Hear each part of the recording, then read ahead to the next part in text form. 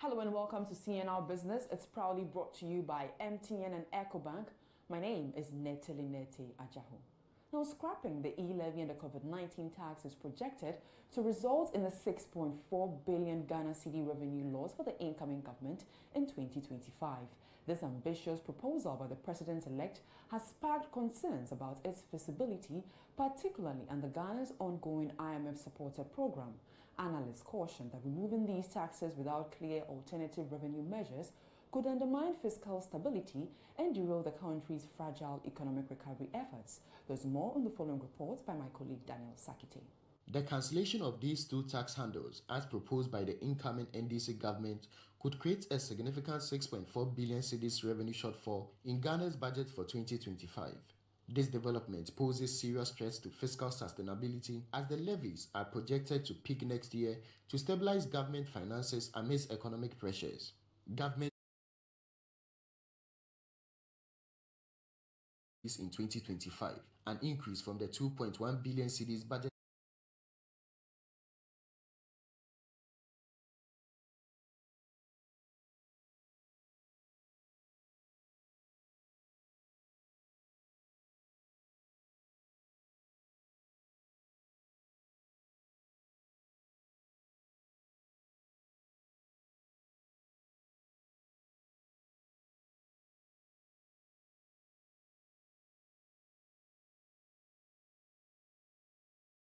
meeting the country's already unsustainable debt levels and increase Ghana's exposure to economic risks. While the proposed cancellation aligns with the NDC's goal to alleviate tax burden on households and businesses, the economic trade-offs need some careful analysis, especially in offsetting this revenue gap at a time when economic recovery efforts are still ongoing. Meanwhile, tax analyst Francis Timoboy is proposing alternatives to mitigate the impact of the revenue shortfall. He is urging the incoming NDC administration to review current tax break policies.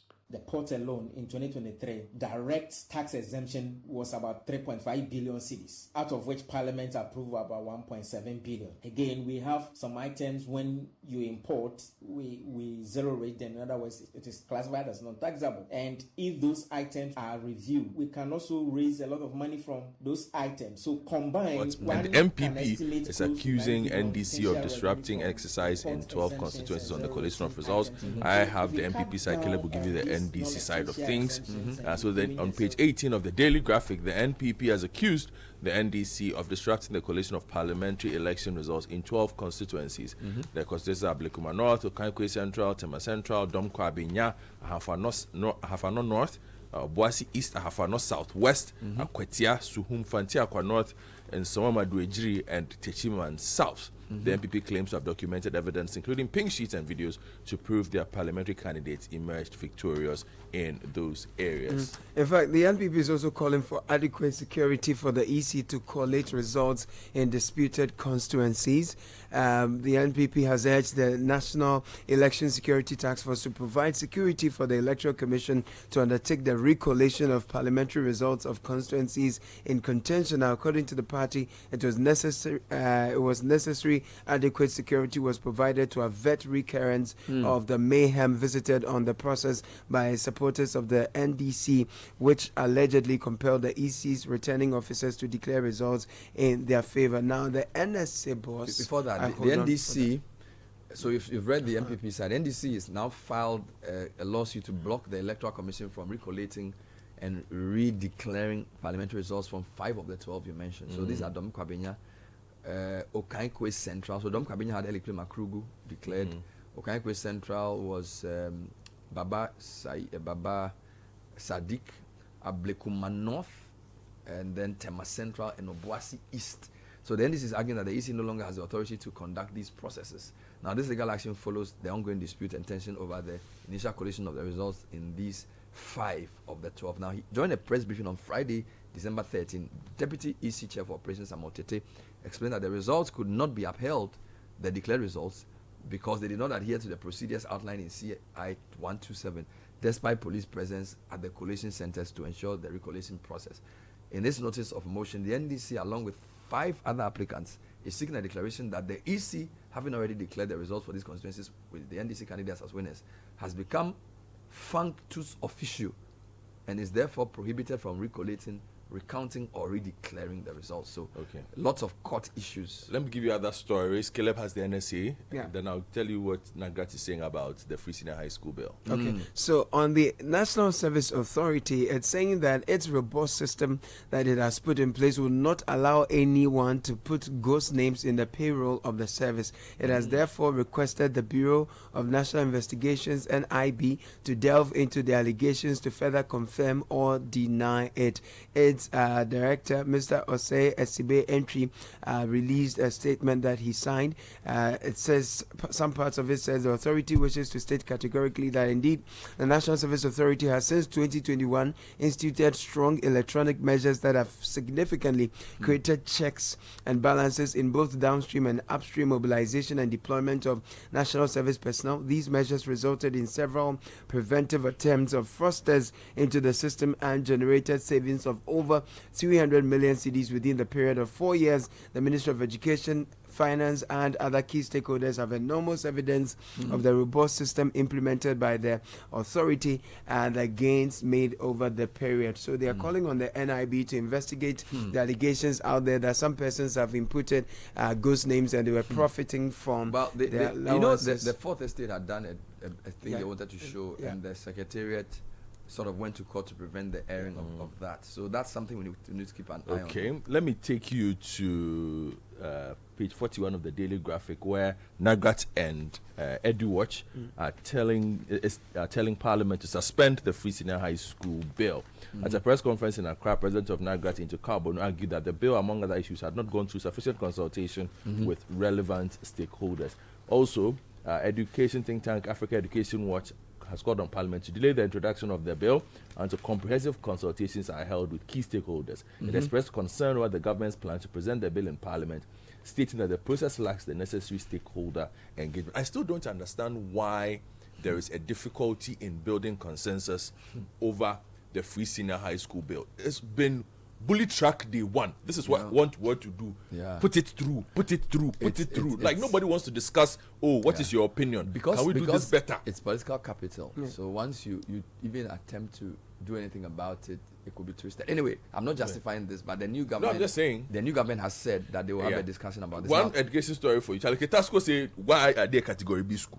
Why? Who made them a category B school? I'm going to tell you this. That doesn't even make sense. Yes. A coach and past contestant of the Keta Senior High School, of Keta Senior High Technical School in the National Science and Maths with Dr. Benjamin Mawunyo Boafo says the school has done enough to regain its place among category A pre-tertiary institutions in the country.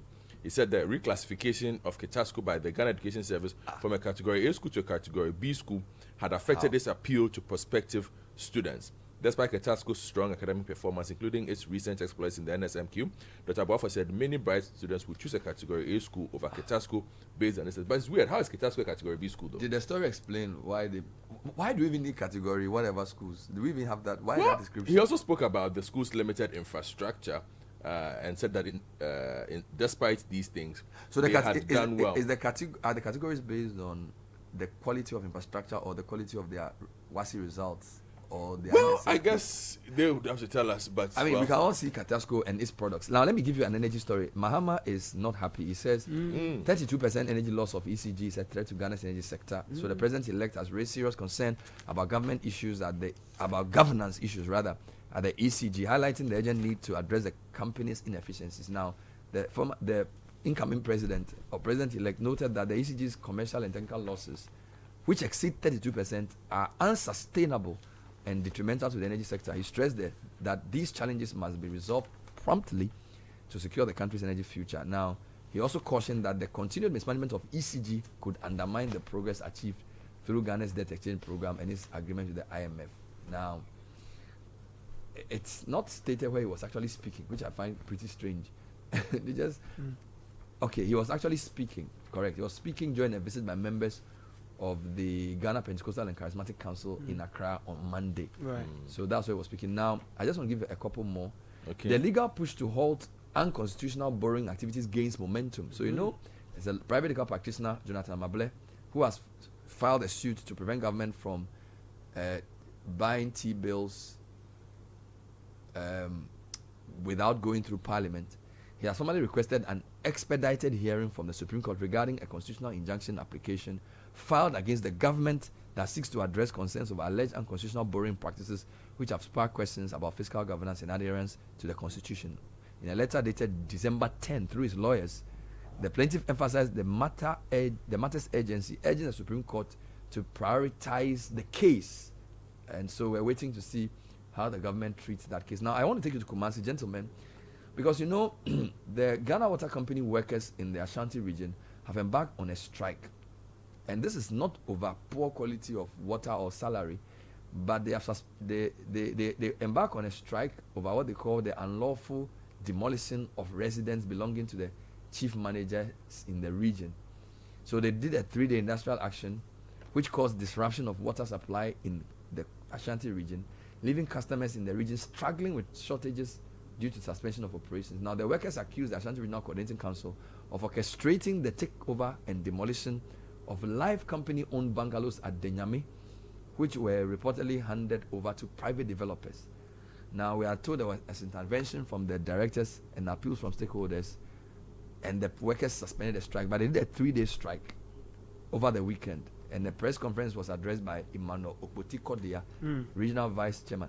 I'm just fascinated that when workers have their lands and their buildings threatened, like GBC, when they had a problem, they take it more serious than even the quality of water they supply. It was like, if people are polluting water with galamsey, it's not a problem. But if you take our staff bungalow, happen. Is that not what they did to us when they came to the hot galamsey? I know. Yeah, that's my point. Like, I think they should be more concerned. They are very self-centered about such things. They are very, they are very selfish. Let me tell them, they are selfish. No, but well, you have to fight for your corner. They are selfish. Anyway, just to wrap up, somebody has given according to reports, the president's statue in Takoradi has received a calf injury. What kind of lawlessness? Reports say it has been vandalized, although I haven't seen a report that actually substantiates this. But that's what all the media portals are reporting. Because some are also suggesting that it could be a structural defect. The way it is, a structural defect doesn't happen at the ankle or the calf of a picture. It will be a crack even. I mean, how does it? Anyway, and then also. So, but does the daily guide tell us what is? No, they also say they suspect vandalism. So the police say they are investigating, and Ahafo gets its first military base. But this is something you have discussed before. It was built by a private company.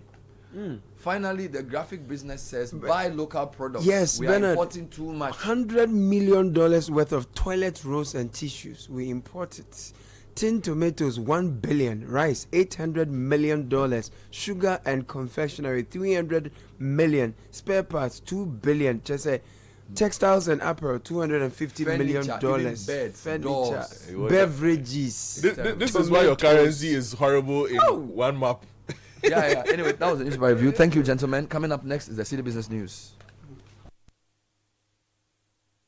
Hello, everyone. I'm Hannah Friye, the Health and Safety Manager of Total Energies Ghana. I want to remind you of the importance of road safety, especially as the festive season draws closer. Road accidents don't just happen, they are caused. Reckless driving, overspeeding, and poor vehicle maintenance are some of the leading causes during this period. Here are a few tips to keep you safe. Always ensure your vehicle is in good condition before traveling. Please wear your seatbelt and avoid distractions like using your phone whilst driving. Let's commit to responsible behavior on the road this season. Remember, safety starts from you. Safety for me, for you, and for all. Afishapa.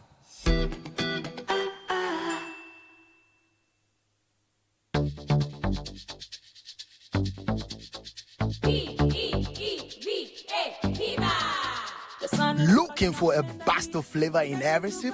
Discover the refreshing taste of Piva beverages. Enjoy the classic Piva Cola flavor, perfect fit anytime. How about a fruity adventure? Try our delightful Piva orange fruit drink packed with recognized citrus flavor. Craving something exotic? Our Piva cocktail fruit drink brings the tropics to you. For a sweet and juicy treat, grab our grapefruit drink and don't miss out on the refreshing Piva Tangerine fruit drink, busting with tangy flavor. Beaver Cola, Beaver Orange, Beaver Cocktail, Beaver Grip, Beaver Tangy. Grab yours today. Available now at your local store. Call us on 055-00-32231. Beaver, a taste you love. This advert is FDA approved. P for Beaver.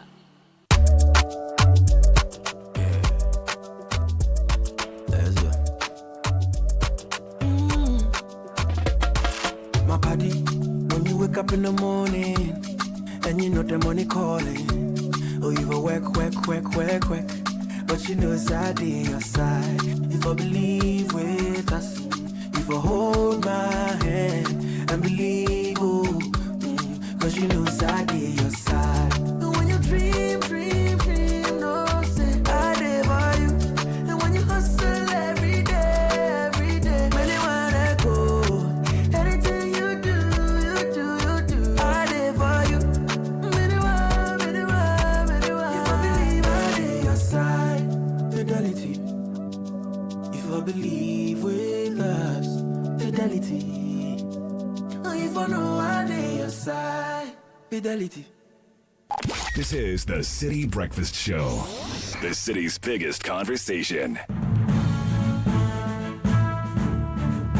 Citi Business News with Neil Latte. Good morning. Good morning, Bernard. Hello to you out there. This is the breakfast edition of Citi Business News on 97.3 Citi FM. The bulletin is proudly brought to you by EcoBank, MTN, and GWEL. Coming up this morning, Finance Minister expected to present government appropriation bill for 2025 first quarter latest by end of week, all things being equal. Also, President-elect John Dramani Mahama pledges support for local businesses in the export of goods to the international market. And later in the bulletin, players in the remittances industry make strong case in shifting focus from FDIs as a key driver to economic growth. We will tell you why.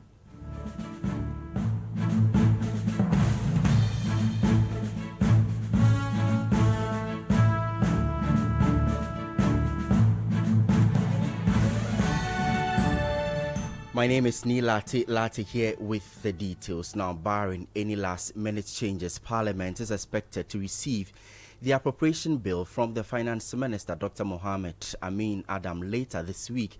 The submission follows the resumption of parliamentary sittings, which were previously stalled by prolonged stalemate. Citi Business News' Daniel Sakite reports.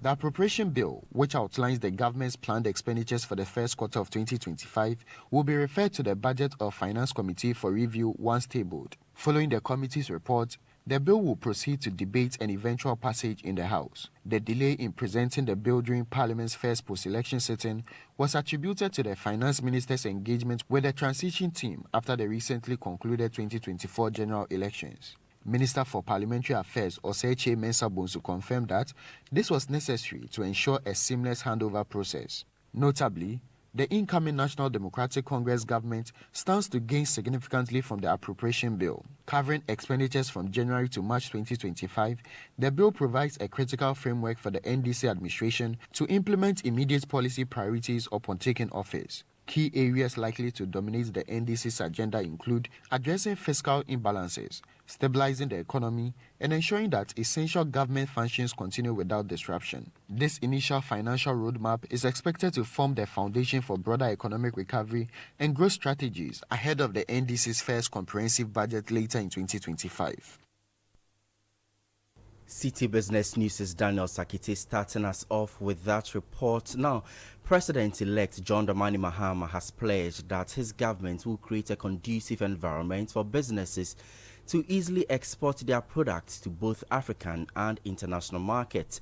Mr. Mahama revealed plans to lead an accelerated export development program which will involve industry leaders to address challenges and propose solutions for seamless exports. Speaking to the business community in Accra, the president-elect stressed that his administration will prioritize helping businesses become more competitive in the global export market.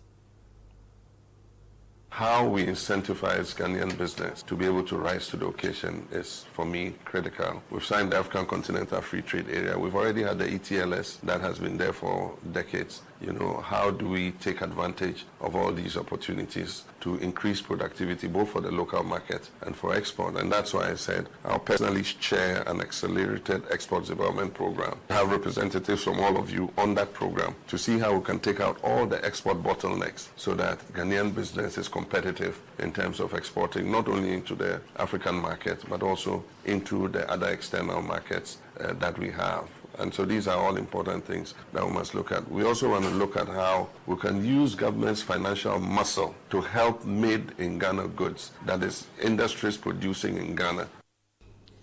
Thus, President-elect John Dramani Mahama, let's stay with expectations of the incoming government, because despite delays in payments for investment locked up following the government's revocation of the license of the defunct Gold Coast Fund Management, affected customers remain optimistic that the John Mahama-led administration will address the issue.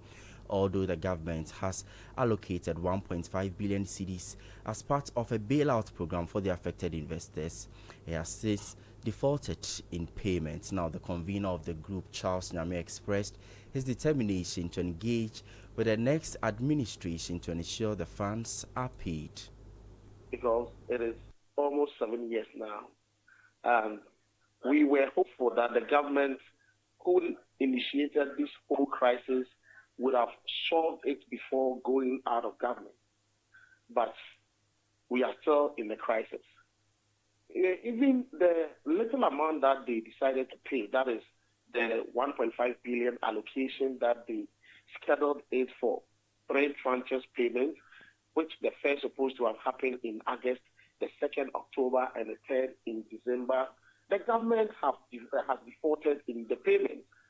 The first payment was done in October, and we are in December, getting to the end of December, and we haven't seen the second tranches or any news about the payments.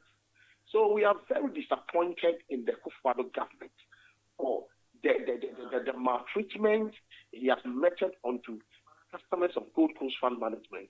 But we are hopeful that as we have had a new government in the country, we are waiting for the swearing in and the government should settle down. After that, we will see how best we can lobby and negotiate with the Mahama government to pay the money. That is the only hope that we have. Charles Nyame is convener of the customers of defunct Gold Coast Fund Management Company. Now, the Bank of Ghana has disbursed $20 million to bulk oil distribution companies through a forex forward auction to provide foreign exchange liquidity to the downstream oil sector. The auction was conducted at a fixed rate of 14 cedis 81 pesos to the US dollar. It saw 6 BDC submit bids within the range of 14 cedis 20 pesos to 14 cedis 55 pesos per dollar. The move is part of the Bank of Ghana's plan to ensure a steady supply of foreign exchange to the oil sector to mitigate the challenges caused by fluctuating global oil prices. This $20 million disbursed is part of the $120 million facility earmarked for the downstream petroleum sector for the 4th quarter of 2024. The Bank of Ghana usually releases $20 million every 2 weeks to sustain forex availability for oil imports in the country. Basically, the move is to stabilize fuel prices and reduce the impacts of exchange rate fluctuations on the sector. It is also in alignment with the Bank of Ghana's broader objectives of curbing exchange rate instability and the management of inflation.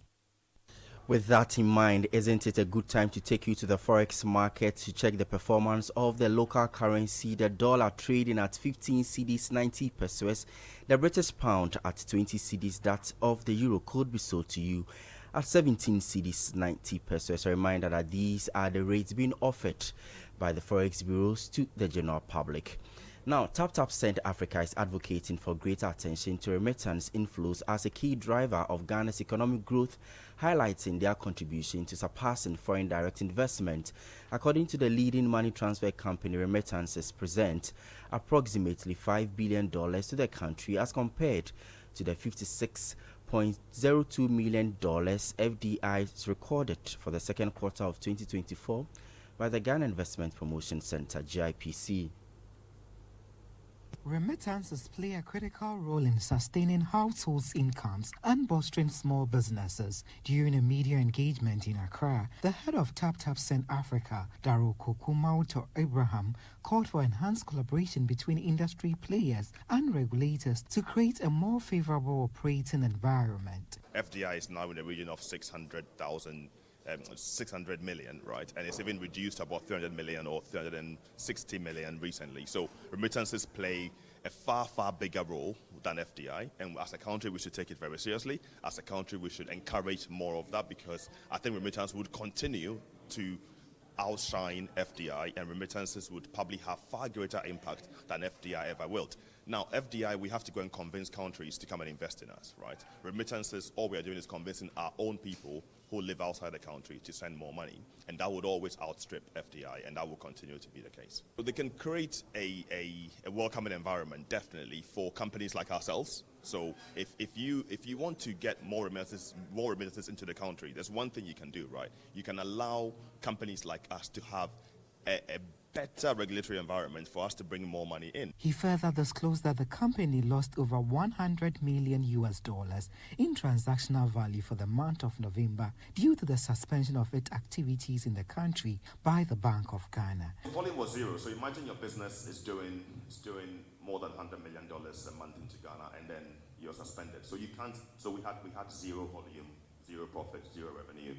And our customers also went elsewhere, right? So now we have to win. We have to fight hard to win those customers back. So in the month of November, there was literally nothing. There was zero. It's affected the business pretty badly for something that I think could have been handled slightly differently, but it has ripple impacts. The renowned global money transfer company has officially resumed its services to Ghana following a brief suspension with exciting promotions. We've been allowed to come back into the space, and we've been allowed to transact since the 4th of December.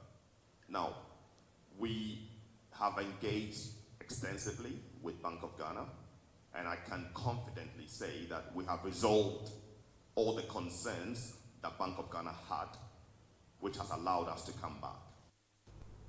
Daro Kokumauto Abraham is head of TapTap Send Africa, ending that report by my colleague Emmanuel Opong.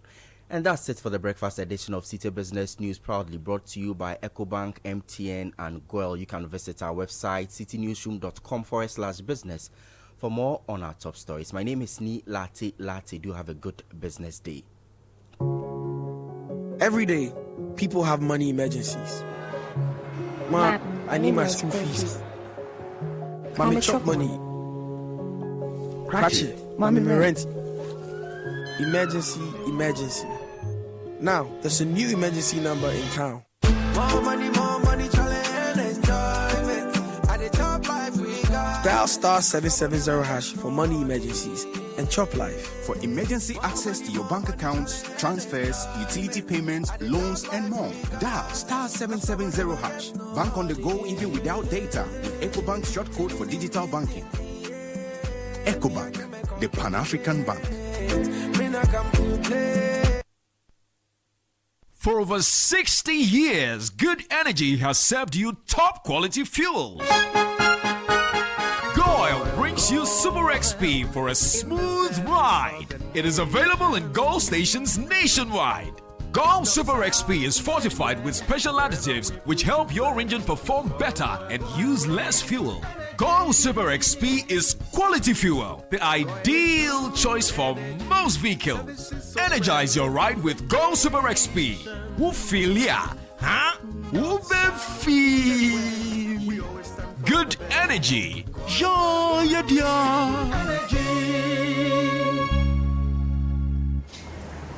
My man, I heard there's a new app on the streets that does it all for you. Ah, really?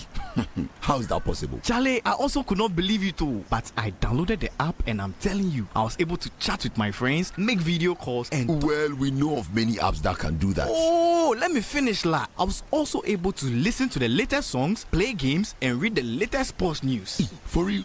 Yeah, and I can send and receive money from the app.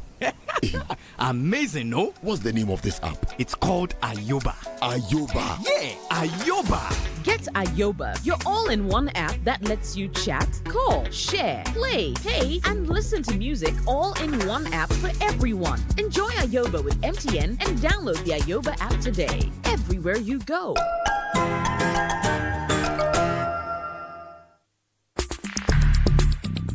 Join the conversation on the Citi Breakfast Show on Facebook at facebook.com/Citi97.3, Twitter at twitter.com/Citi973, and Instagram at instagram.com/Citi973 with the hashtag CitiCBS. This is the Citi Breakfast Show, the city's biggest conversation. The Citi Breakfast Show.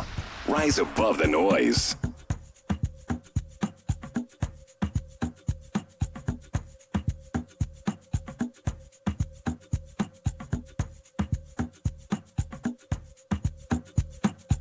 Tune into the king of songs and blues. Because say I tell you, say I care. Every day is why you want put me for. Because say I tell you, say I love you. Every day is why you want put me for. What I do. Business News was brought to you by EcoBank, MTN.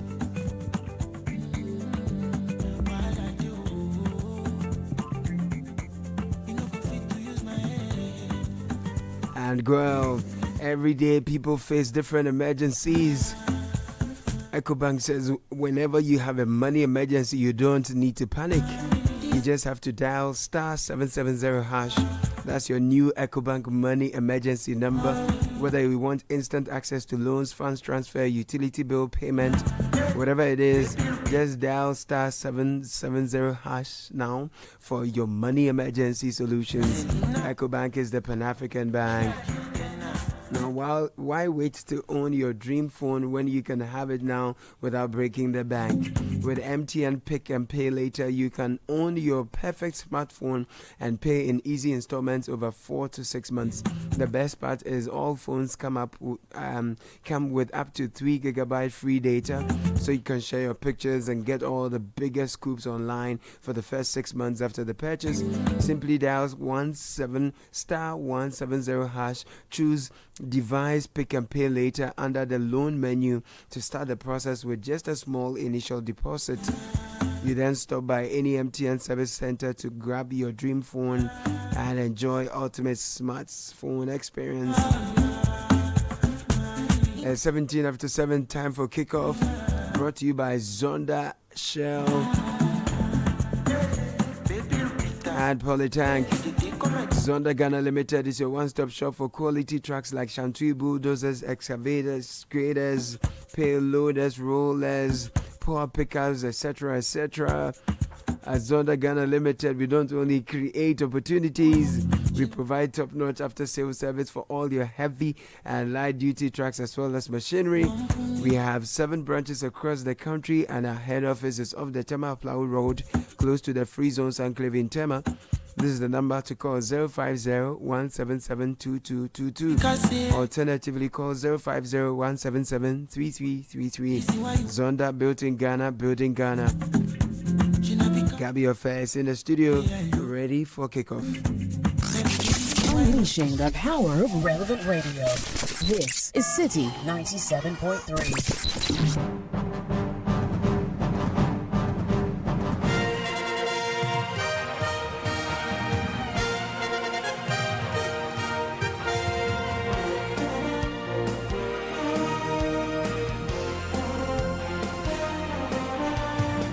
And it's a radiant morning for Gabby Affair, who is full of smiles this morning. What's making you excited this morning?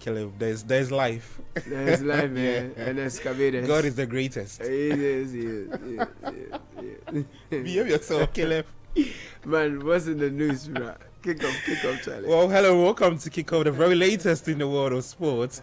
With me, Gabby Affair, coming up in the next 10 minutes. Up now. We're going to ask our brother to read for us who the player is. And the winner is Ademola Lookman.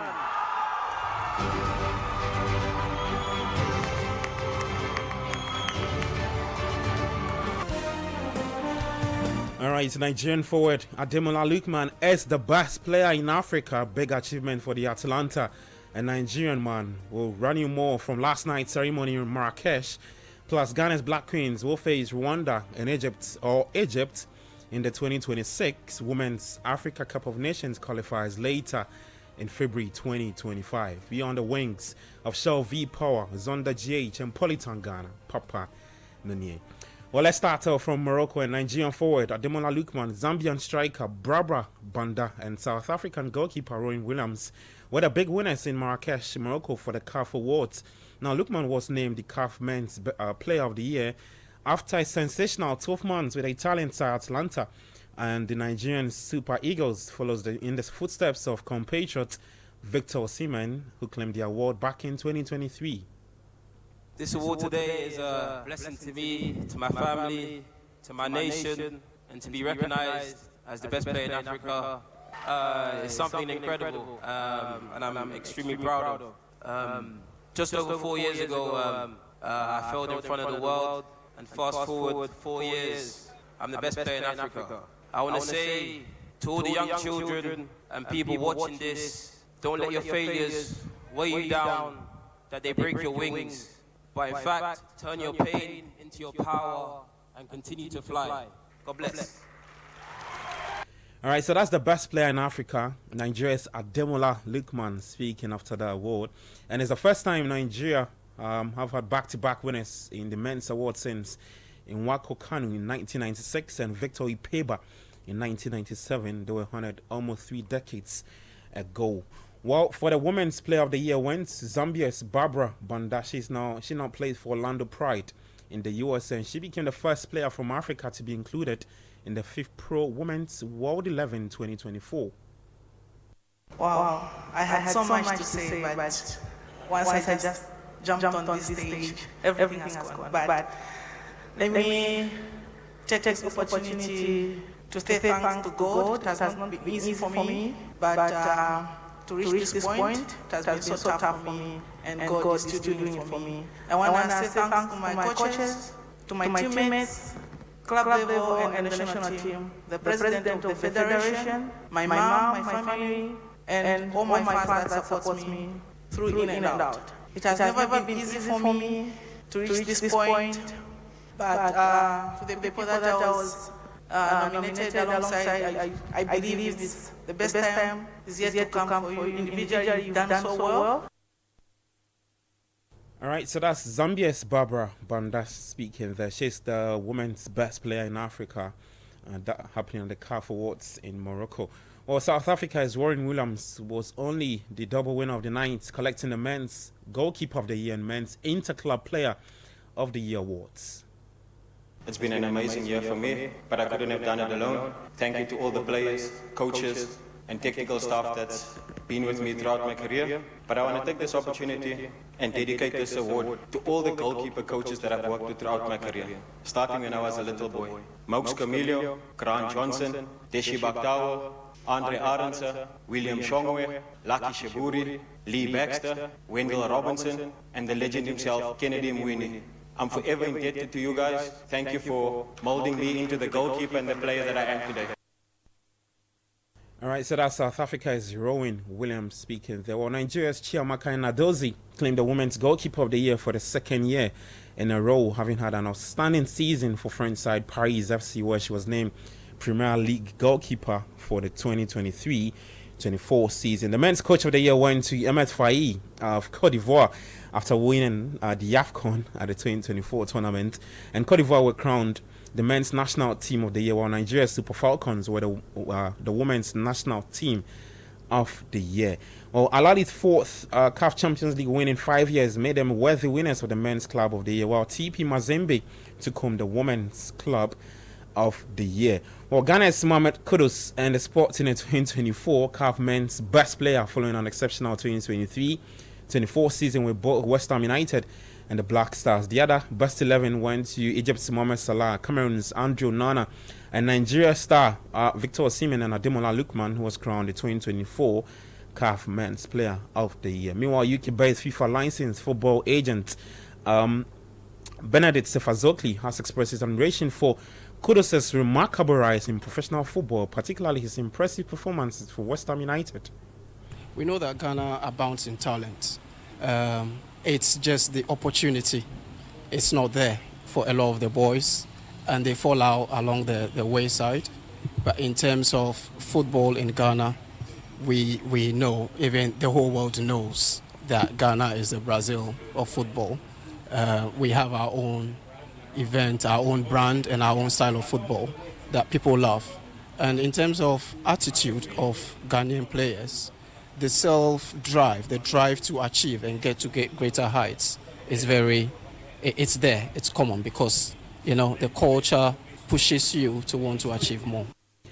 All right, so that's UK-based FIFA licensed football agent Benedict Sefazokli speaking right there to City Sports. Now into some Ghana Premier League news, and recent reports suggest that Eric Alagidede, who's the general manager for Nsawachimana FC, resigned from his position. That's according to him yesterday. However, the club's PRO, Joel Kofi Jempe, has refuted this claim, stating that the club has not received any formal resignation letter from Eric Alagidede. And in terms of that, I think just after our game on Saturday against Dreams FC, when we drew against them, we had a very fruitful meeting at the management and even with our club president present. And it was a very good discussion that we had there, looking forward to how far we can bring out the best from our guys, of which the general manager was part of the meeting. So it sounds surprising and shocking that people are speculating it around that he has actually resigned. But as I said, officially we've not received anything yet. All right, so that's in Nsawachimana's PRO, Joel Kofi Jempe speaking right there. In women's football, the Black Queens will face Rwanda or Egypt in the qualifiers for the 2026 Women's African Cup of Nations. And South Africa, alongside with Zambia, Ghana, Cote d'Ivoire, Nigeria, and Cameroon, are among the 6 nations exempt from this first round due to their high FIFA rankings. In Europe, NSU now standing free kick counter was Lucas Paqueta's controversial VAR awarded penalty to give Bournemouth a deserved 1-1 draw with West Ham United. Kudus played 75 minutes for the Hammers. For Antoine Semenyo, he was yanked off in the 68 minutes. We hear from West Ham's Lucas Paqueta. I'm so happy to score today, but you want to win every game. You know, it's the difficult game here, but I think it's a big point, important point. The team worked really hard because Bournemouth have beat some big teams, but we matched them. Yes, of course, we do very well, I think. Now we have time to recover, to work a lot, to improve, to play in the next week. That's West Ham's Lucas Paqueta speaking there. In Italy, defending champions Inter Milan stormed to a 6-0 win at Lazio as they inflicted the Rome's club's biggest ever home defeat in the Serie A. Now, before I leave, boxer Tyson Fury says it would have been sensible for him to delay his first heavyweight title fight with Alexander Usyk, which have resulted in the Brits incurring a $10 million fine. But Fury says he's confident of knocking Alexander Usyk this Saturday in a rematch bout. That's the very latest in the world of sports. For more, you can head to citysportsonline.com and on X at City Sports JJ. Back later at 5 p.m. with more. Kickoff was proudly brought to you by Shell V-Power, Zonda GH and Polyton Ghana, Papa Nuni. My name is Gabi Ofe. Enjoy the rest of your day. Do take care of yourself and bye-bye. Guys, Charlie, you know that mining contract I've been chasing for years now? I just got awarded the deal. But the issue is where to get the right and quality heavy-duty trucks to execute this job here in Ghana. Relax, my guy. Remember my recent construction deal at Pokwase? Zonda sorted me out. Zonda? What? Who is that? Zonda Tech Ghana Limited is your one-stop shop for machinery, heavy and light-duty trucks, and pickups. They have the Shantui bulldozers, graders, payloaders, rollers, poor pickups, 4 land light trucks, TX trucks, and oil tanks. made and assembled right here in Ghana with top-notch after-sale service and standard prices. Made in Ghana. This is amazing. You haven't seen my Zonda Power pickup, which I take to the office. Strong, durable, and tough on our roads. Hey, that's from Zonda too? Absolutely. Zonda is the right place for you, my guy. Oh, now I am sorted with Zonda. Zonda Tech Ghana Limited, your solution for heavy and light-duty trucks. Located at Tema, off the Flower Road. Call 0501-772-222 or 0501-773-333. Zonda, built in Ghana, building Ghana. In a world where only the best survives, you need a fuel that can match your drive. A fuel with unparalleled protection for your engine, superior efficiency, and unrivaled performance. A fuel so unbeatable, when you get behind the wheel, you'll focus on what really matters. The journey ahead. That fuel is Shell V-Power, because no other fuel gives your engine better protection, better efficiency, and better performance. Be unbeatable. Drive unbeatable. Shell V-Power. Shell. Go well.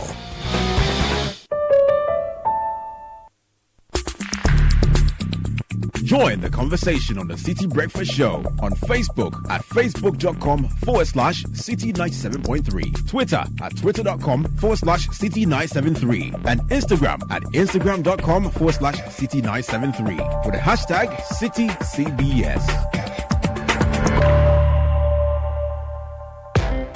When you want to eat, just Momo it. Tired of the long queues in the supermarket? Pay with Momo. When you really want that beautiful new blouse, just Momo it. When you want to get a trim and get fresh to impress you know who, just Momo it. When you need to pay your utility bills and domestic staff, Shani Momo. When you want to send love to the family back home, send some Momo. Join the millions of MTN Momo users all over Ghana and live life the brighter way. So just Momo it. MTN. Get ready for the ultimate celebration of the year. The Situation All White Christmas Party 2024.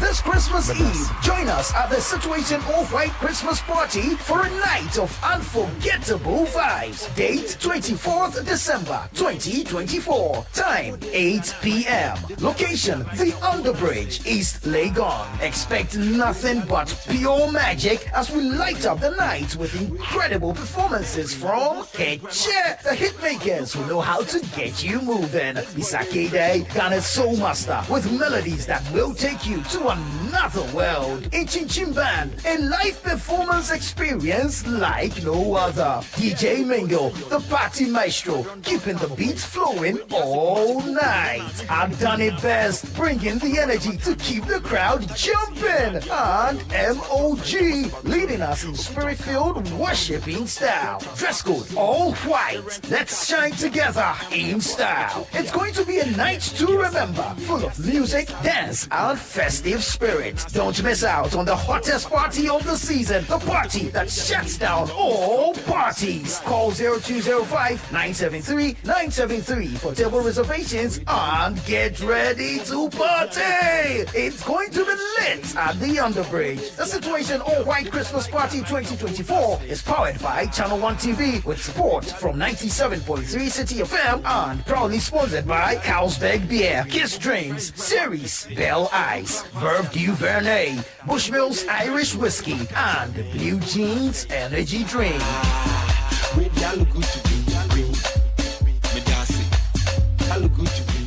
Oppo Durable Ability 36-month warranty. Are you looking for a phone that's built to last? Meet the Oppo A3 series with military-grade shock resistance. It handles falls without a scratch. It's the only phone in the 2,000 cedis price range with a Qualcomm Snapdragon processor for exceptional speed. With its fast charging, just 2 minutes of power gives you 1 hour of call time. Oppo Durable Ability 36-month warranty.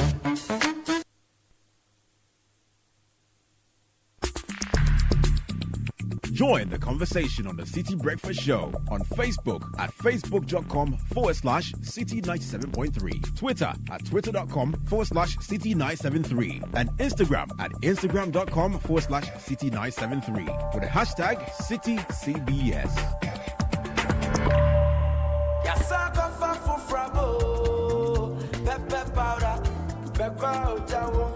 Sankofa pepper powder, Sankofa pepper powder, Sankofa pepper powder. ATN out, Bocata near Potoyoa, Sankofa got you coming. Go for Sankofa pepper powder, Sankofa pepper powder. Abuna Bunu, Abonje Cracker, Sankofa pepper powder. Red and hot, very natural. Sankofa pepper powder. Chinchinga and Nambia. Sankofa pepper powder. Noodles, Ghana Jolo. Sankofa pepper powder. Essia Nette. Sankofa pepper powder. Sankofa pepper powder. Sankofa pepper powder. Sankofa pepper powder. This is the Citi Breakfast Show, the city's biggest conversation. The Citi Breakfast Show. Rise above the noise.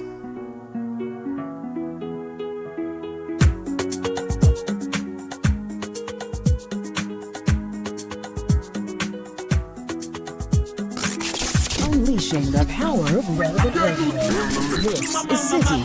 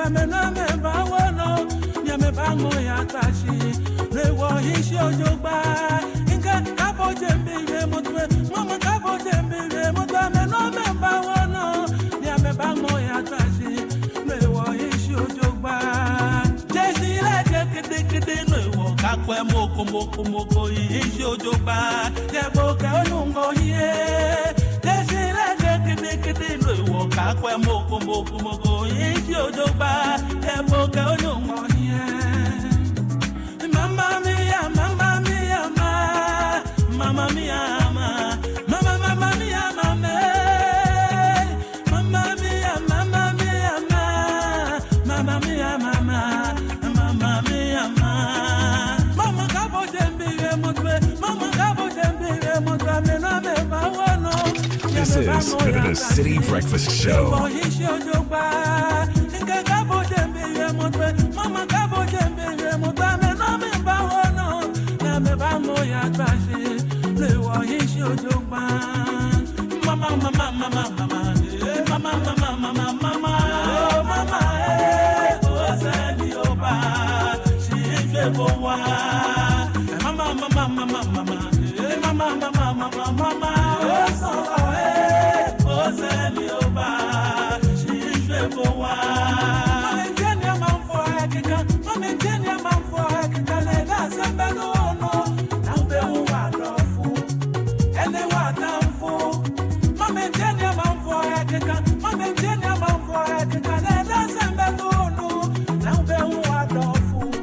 (7:37). A belated happy birthday to Mrs. Esther Dalmeida Edja of the Controller and Accountant General's Department, from your husband David Edja and your two boys Leon and Elias. Happy birthday to Professor Rogers Asem Pasa of the English Department of the UCC. We love you because you are a student-centered lecturer. On this special day, we wish you God's best in all you do, from your undergrad and postgrad students at UCC. And Bernard, today marks the 19th year since I married the love of my life, Millicent Dede Kumsen. I want to take this special moment to thank her for the love, support, and companionship she's given me throughout our journey. I wish us a lifetime of God's abundant grace and mercy, coming from Kenneth Kumsen to his wife.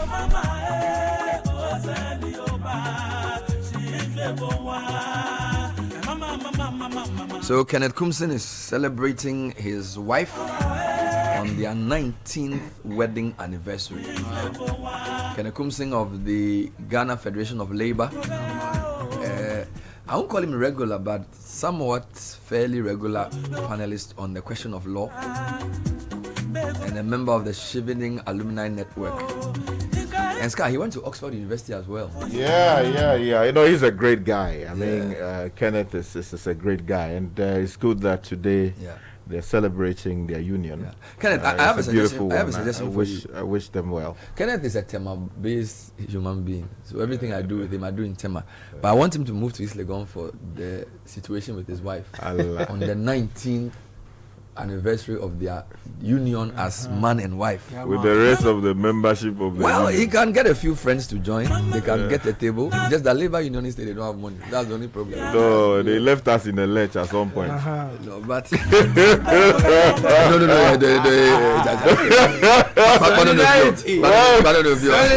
we kept the government on the rooms, they went inside and came out and said, no, guys, stop. I'm not going to allow you to. No. Why don't you want to talk about? But the records are clear. No. You are doing. I'm celebrating a man's that's marriage anniversary, and I'm inviting him to. No, he's my man. Yes. But where you are going is not allowed. You know, Kenneth, please ignore everything your fellow Oxford man is saying. So I want to see you and your wife. Your wife, what's her name, sir? Let me get the name again. Millicent Dede. Dede is a Ghana name, eh? Dede Kumsin. Gadangbe. Yes, Dede. Okay, so it's like this name, Ohui. Ohui is Krobo. Oh, Krobo Adan. Okay, Oboshi. Gadangbe. When you say Gadangbe, it means both Gans and Dangbes can use it. Yeah. So Millicent Dede Kumsin. So please, I want to see you. Only that in Ghana they talk about Dede more. Oh, not Dede. Do Fantis use Dede? These days you can never know people give all kinds of names. So but ethnic Fantis they did know. They didn't know. So it's you have to have. But you find them in the Winneba, you know, those who name the Gatis and the Portis in the central region. Yeah. So now Dede Ashiginsha. Yeah. Dede. Yeah. So it's like the stylish one of Dede. No, Charlie. So Kenneth, I'm celebrating you this morning. Don't mind this guy. But that story has to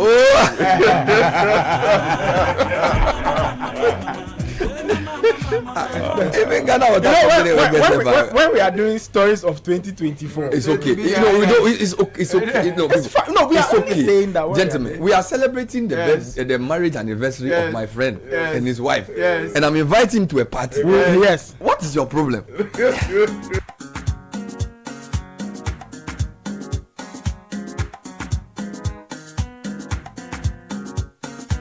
As we've been saying, there are various packages. There's the birthday package, there's the marriage anniversary package. Oh yeah, and then there's I stand alone package. Basically, you come alone, Charlie. Just wear your dark and come and sit down. Come and sit down quietly. Just drink your beer alone. There's no law against going to a party alone, or is there? No. It's not been legislated yet. So if you want to come alone, you can come. So apparently some Evers also have Dede. Yes, I was saying Dede. And Koko. So okay. No, let me qualify this. You know, some of my Ever friends have Ghana names because they are originally from Togo. From Aneho, yes. But I'm not sure if this Ever Dede and Ever Koko are the Togolese version, or because I know some Togolese who are called Ajele and things. Yes, so they are from a place in Togo called what? Aneho. That's the Genyi people. The Genyi people. Yeah. But I know when you say Genyi means Ga. Gen. Yeah, again. Yes. So if you go to Togo, but if you go to Togo, there's a place called Gen. Yeah. So yes, that's a Gen. So there's Ga in Togo. A Genyi bedroom, which is yes. Yes. Because of course we are almost the same people, really. If you trace it, that's what the historians tell. No, when I was young, they said Gans came from Ile-Ife. Yeah, that's what the history said. They actually even say that we passed through there too as well. Is it true that you are from Ile-Ife? Samuel, are you from Ile-Ife? Do you know Ile-Ife? I don't deal with any historic record that was written by a white man. Some of the records. It wasn't by a white man. No. It was written by who? This one. Papa Jana, they ban Kokoba, we know me a crop of No, they say they are from Ile-Ife. Yeah, Ile-Ife. the No, it's true. Anyway, so before we get into anything, let me just tell you about the Bisame app. It's here to help you connect to customers. Simply use the app to locate the item you want to buy from any social media platform. Inform Bisame. The seller is called to bring the item to your office for inspection before you make payment. And then the item is shipped to the destination of your choosing. So whether in-app video calls, Bisame gives you more safety. Download the Bisame app on the Google Play Store now or the App Store today and unlock endless possibilities. Grow your business, connect with customers, and enjoy success with Bisame. And here's a question. Have you heard about the latest from MTN? Well, we're talking about those who love MTN free after one. Those things still exist too. You know, remember MTN used to do free night calls. Hey! But these days it's called free after one. Prepare for the upgraded experience that Boys is have free done MTN. all kinds of things with Nigeria. And now let me tell you what the free after one is all about. With MTN free after one extra, you can talk for the whole hour uninterrupted while paying for only the first minute of every 10 minutes you talk. Which means that for every 10 minutes you talk within the hour, you pay for only the first minute. You also get to talk for 60 minutes straight with no interruptions. Well, and as if that's not enough, you get 50 MB of data for free after your first call daily. So to subscribe to MTN free after one extra, dial *550# and simply get MTN free after one. And the new order of retirement is here. You can retire on your own terms with a guaranteed monthly income for the rest of your life. Simply invest a lump sum into the Old Mutual Retirement Salary Plan today and start receiving more monthly income to enjoy the perfect retirement. For more information, call 0504-534-333 or *789*01# to request a call. Obrapa Ahuntonkwa. Old Mutual, do great things every day. Now, if you're looking for litigation-free land, you need to contact Royal Kingdom Estate because they specialize in land acquisition, construction, design, property management, and more. They have property in prime areas like Ebri, Accra, with land starting from 90,000 Ghana cedis. They offer flexible payment plans, affordable homes ranging from 2 bedrooms and premium furnished apartments for short rentals in East Depot. So visit them at the cantonment opposite Soul Clinic International School. The numbers to call 0557-555-909 or 0272-778880. Send them an email at info@Royal Kingdom Estate. Royal Kingdom Estate, building communities, nurturing dreams. And from the innovative minds at Wiggle Vision Limited, Ghana's technology company, comes Frog. Is the ultimate USSD, OTP, and bulk SMS messaging platform designed to transform your business communication. So if you need to send bulk messages to your clients, you need to reach more people in a very short time with secure IPIs and all of that, you need to talk to Wiggle Vision. Visit them, www.wiggle.com.gh or sms.wiggle.com.gh. Call this number 0554-170-599, 0553-019-529 today. Wiggle Vision, empowering businesses one message at a time. And VW says it's providing a special deal on the new Terramount Treadline V6 engine. The new Terramount Treadline has space enough to seat 7 adults comfortably. It's 3.6 liter petrol engine, comes with maximum power that takes you and your family to any destination across the 16 regions of Ghana on any type of terrain with the help of its intelligent all-wheel system. It's a V6 engine with 280 horsepower and a 4-motion all-wheel drive system designed for speed and safety. Its starting price is 750,000 Ghana cedis, so take advantage while stocks last. T's and C's apply. They have other ranges of models those as well. Vetus, T-Cross, Tijuan, Allspace, Paramount, and Amarok Pickup. The number is 0257 956 688.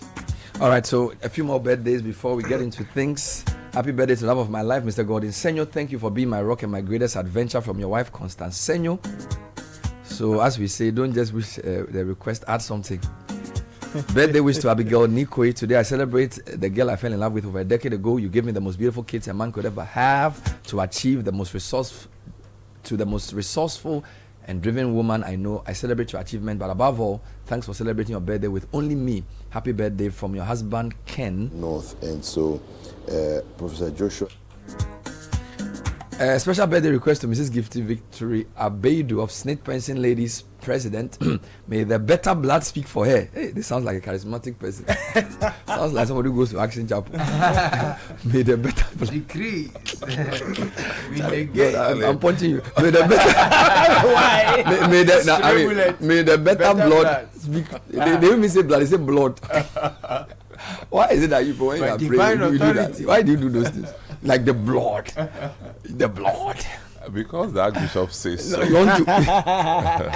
No, so may the better blood. It's because the Archbishop says so. So this from Nako Shilamte Snit Adabraka. Yeah, so the better blood will speak for all of us. A happy birthday to my son Frederick Echo Bedu Samson of LHIS. We love you, Asida, from your dad FGS. Hello Ben, I kindly wish Dr. Rogers Asempasa. I think I did this already. Yeah.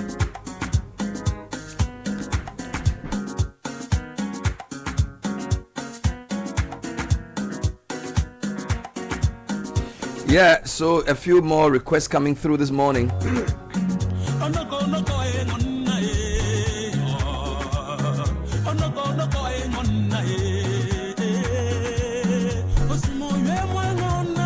So the name is Adane Best, one of our best performers, with this very interesting, almost female-like voice, striking notes that most men can't strike, you know. And interestingly, although he sings in Ga, it's actually not Ga. Yeah, he isn't. You know, which again goes back to the point. You know, Adane Best, I'm told, is from Kwapim or something. It's Kwewu. It's Kwewu, yes. Imagine. So my guess is Kwewu? From which town? I forget. No, but his guy is so nice. No, but born, bred, everything in Mamprobi. So he probably doesn't even speak. No, he doesn't speak Akan well. Oh. He'll probably speak it as though a Ghana person. You have the Ghana intonation. He doesn't speak Akan. So is it where you are born, that you are from, or where your parents are born? He's a Ghana man now. Where you are born? Or he grew up in where? You are not from where you grew up. That's not. Where did he grow up? He grew up in Mamprobi. That's what someone said. Okay. Mamprobi. But he's a woman. Yeah. Why do you like bringing him? He used to come on our previous events. Because when he comes, people like him. What do you like about him? Oh, the people can identify with the songs and I think he survived. His songs have survived over the years, maybe 2.5 decades. Yeah. Yeah. What's his most popular song? Whoa. For me, I think it's Jatabi. Okay. Well, that's the newer version. There were older ones. There was Aite. Yeah. Nonyo Kemi Bami. Yeah. Nonyo Kemi. I think that was. So I think that's what defined him. Aite from Nonyo Kemi Bami. Yes, Aite. But I think he came after the order of the likes of Felix Ajit-Bell. Aha! Felix Bell, remind me, Felix Bell. What did Daniel and the Lions then. Daniel and the Lions are Agbeba who supporter. Daniel and the Lions then, so Agbeba who supporter. Thank you. No, that would be the song, bro. So he was in that reggae like, you know. I think Felix Bell was his kind of idol growing up, because Felix Bell was also very present in the Mamprobi, Matayeko area. Oh, Felix Bell a reggae artist. Technically, yes, because his tunes were more reggae-like, you know. Yeah. No, I like Felix Bell. Ajim Bell. Felix Bell, people like. But there's one man I miss. Who's this? Simple Man Kante. Simply Man Kante. I mean, Simple Man Kante. Simply Man Kante is the name. Actually, I don't remember even one of his songs, to be honest. I remember hearing them way back as a child. I remember the name, right? Oh yeah, Simply Man Kante. Watch music for you. I need a Simple Man Kante song to. Is it simple or simply? Simply Man. Simply Man. You mentioned some other name before you mentioned Ekomaika. People like Ekomaika and things. Messi Hima. Very good. Before he went. No, but he had the before Jerry he Kells. went. Yeah, before he went down Kells. the Rastafarian route, grew locks and did. Do you remember reggae. my fondest memory of that guy? I went to trade fair in the 90s. And they were the trade fair was sponsored by Maltina. You know Maltina? Yeah, I remember Maltina. And he was the main artist. He was to sing for us. They said Messi Hima. Yes. Messi Hima. Yeah, and he had some Jerry Kells. Then he had Kells. Then after that he grew out the hair and got locks. He big guy. I remember that so well. No, but where is Maltina? Maltina. Yeah, they sponsored the trade fair. So was Maltina's popular in Nigeria, or it was popular? It was longer than popular. it was longer and slimmer than Malta Guinness. It was very nice.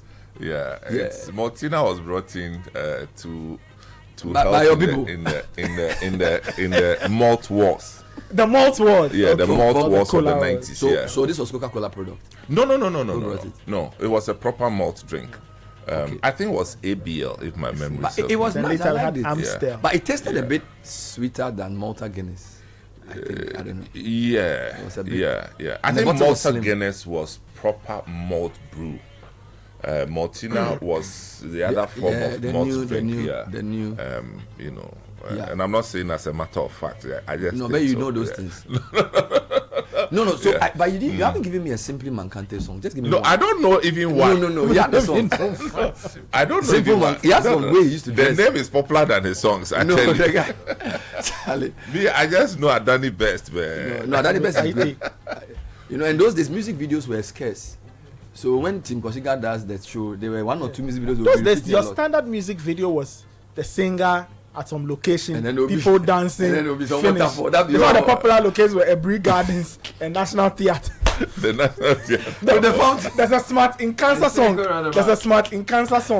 Which some people need to go to jail. The Insempi music video was shot at the forecourt of the National Theatre. I think that time they had some fountain. The fountain was working with his tuxedo and tie. Music production has changed. We have come very far. We've come a long way.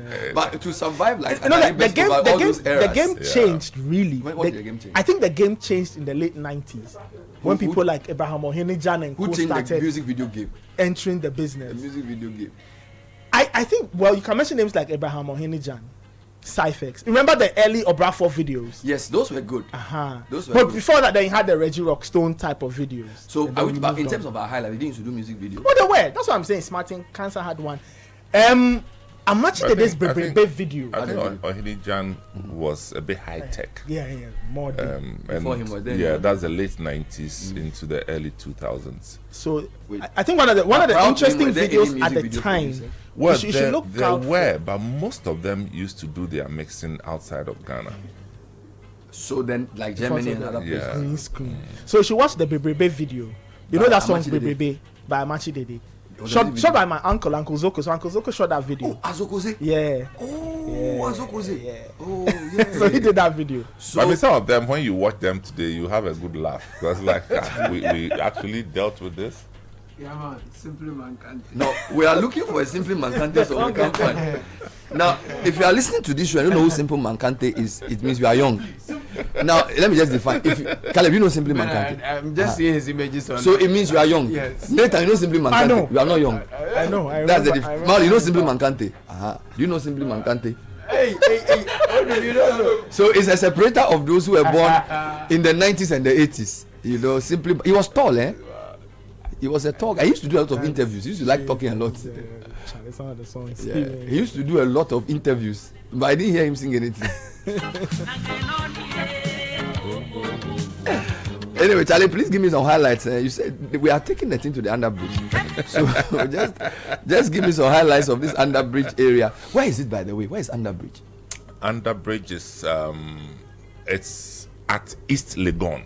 Okay. So when you branch off the Spintex into East Legon through the tunnel, you get to the crossroads where you have the traffic light, and then you move straight ahead. Underbridge is on the right side. So, you know, when you get to the Ashley Gun traffic light, it's four-way. One takes you left back to Shashi, one takes you right to the police station. Yes. So the one that takes you straight yes, from the tunnel, yes, straight. You drive straight into Underbridge. By the way, Underbridge is a correct English word. That we have to check. You know, in Ghana, people call, so the thing is a tunnel, and then we call it Underbridge. It's become a name. Yeah. But check the distance. There's something called Underbridge. Ghana, there must be. Under, so a bridge under. There must be Underbridge. But how is the place? Is it like an event center? It's an event center known for parties, wedding receptions, high-end wedding receptions, and stuff like that within the East Legon enclave. And so it's quite popular. Does it have enough space for the people who want to come in terms of the numbers? Yes, and accommodate people. It does. It's quite spacious. It has an indoor and an outdoor space. Okay, so both. Yeah, and we are using both. Oh, both indoor and outdoor. Yes, we're using both. So some seats will be indoors, some will be outdoors. Okay, and then we have all the activities. So is this the fourth year of situation or the fifth? I think fifth. This is the fifth year. Yes, how is it going? Is it? It's going very well. Where was the first one? Well. The first one that 2019. Is it not Polo? Yeah, Polo. There was one at Jolu as well. Yes. So there was Polo. Yes. And there was Jolu. Gazebo. Then there was two at Lapadi. Yes. La Palm. Yes. So this is the fifth one. This is the fifth one. Yes. This is the fifth one. Yes. So it has come to stay. As you can see. What is the typical profile of a patron? Well, a patron is typically middle class, working middle class who wants to recognize the Christmas break. So we actually launch the Christmas activities with situation. Okay. And so that's 24th night. Will the diaspora people enjoy it? Will they understand it? Oh, those who are coming for the Christmas. Two people have bought tickets through me from the US. Okay. You know, to come so and situational. People call and then they buy their tickets before they come. Okay. Some people also come and then they get frustrated because they got here and the tickets had run out. Some people don't understand the whole gold table, diamond, platinum. What is that? Well, it's just how we categorize the offerings. Okay. So first of all, we have a party that starts from the night of 24th, which is Christmas Eve, up until 2 a.m. sometimes. Okay. So which traditionally people stay awake anyway. And so this party, we have tried to brand it an all-white outfit party. So you start looking for your white outfit. It can be Richie Sky's type of jalabia, or you can look for white shirt, white trousers, or it just has to be white for you to fit in. Not to say that if you are not in white, you can't come.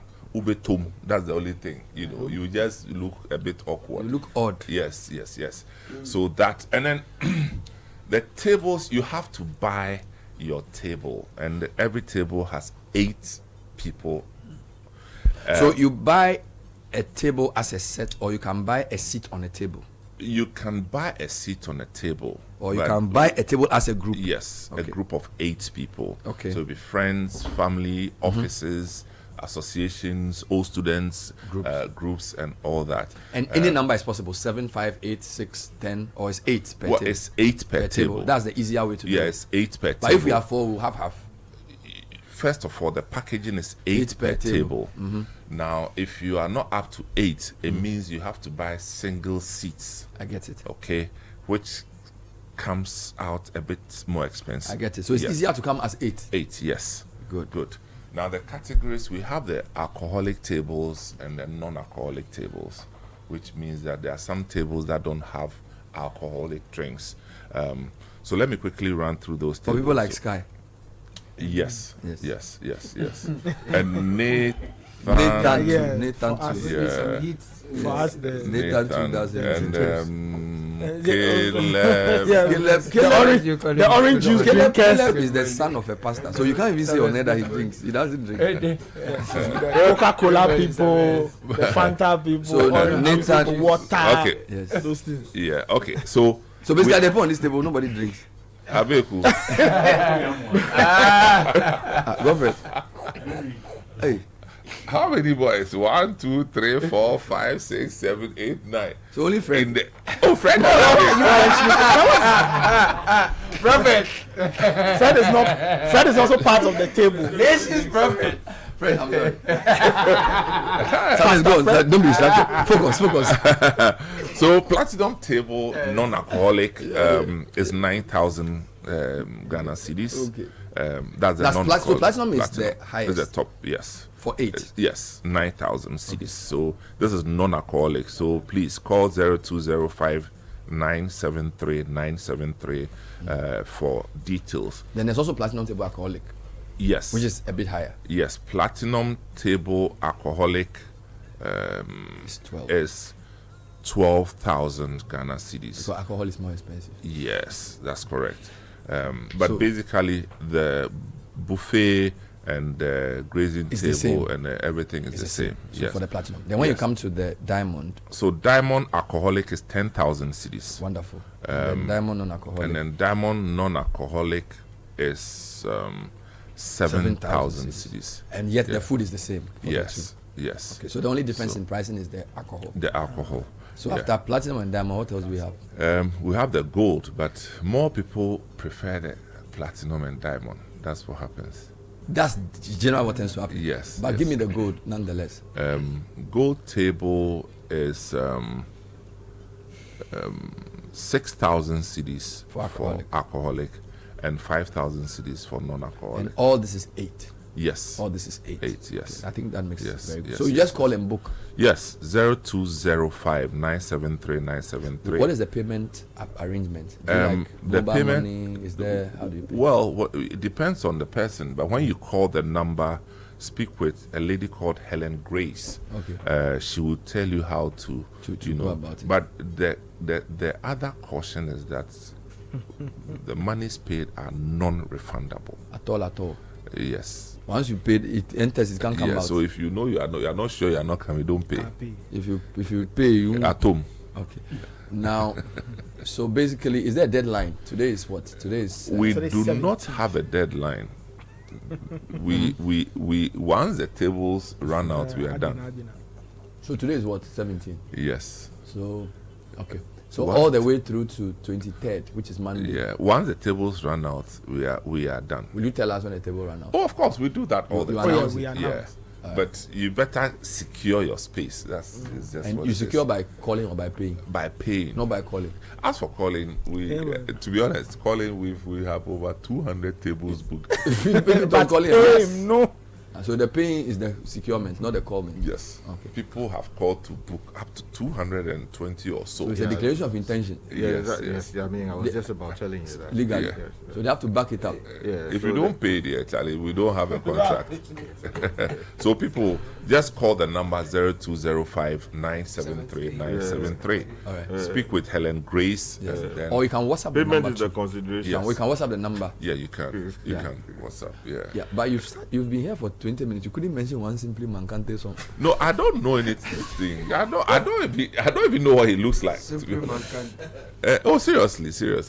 You know, I'm not into reggae and. But it's not a reggae style. The name sounds like a reggae style. I just stick with Adani Best. I just stick with Adani Best. But of course, Adani Best coming Keche and Bisake. Yeah. And then of course Emoji. Wonderful. But I mean, my pick is Adani Best, you know. No, you're a big man. That's the whole story. You are too big. You dey for. No, you dey for. Yeah. So let's pay our salary, our bill, so that we can get our salary paid. It's called Tech and Social Media Trends. Yes. And it's probably brought to us by Telecel and First Bank Ghana. Telecel says it's the season for connections, joy, and lasting memories. Just don't run out of data. Telecel Fixed Broadband has an amazing package for you this season. We're introducing the 2-watch Christmas offer, which gives you a whopping 150% bonus data for just 150 Ghana cedis extra on your current plan. More data, more Christmas magic. Experience the magic of uninterrupted internet this festive season, perfect for all the things you love to do online. Simply download, dial *900# or visit www.telecel.com.gh or download the Telecel Play app to subscribe to the 2-watch Christmas offer on Telecel Fixed Broadband today. Telecel, connecting energies. And if you're sending money to Gambia, Guinea, Liberia, Nigeria, and Sierra Leone, it's much easier now through the Pan-African Payment and Settlement Systems, PAPS. You can send money, receive money for same purposes. All you need to do is to visit any of our branches nationwide with your cash, and your money is transferred. To receive money, you need a First Bank account. It's one way we put you first. Call this number to learn more about the PAPS system or PAPS. Call this number 0596 921 921.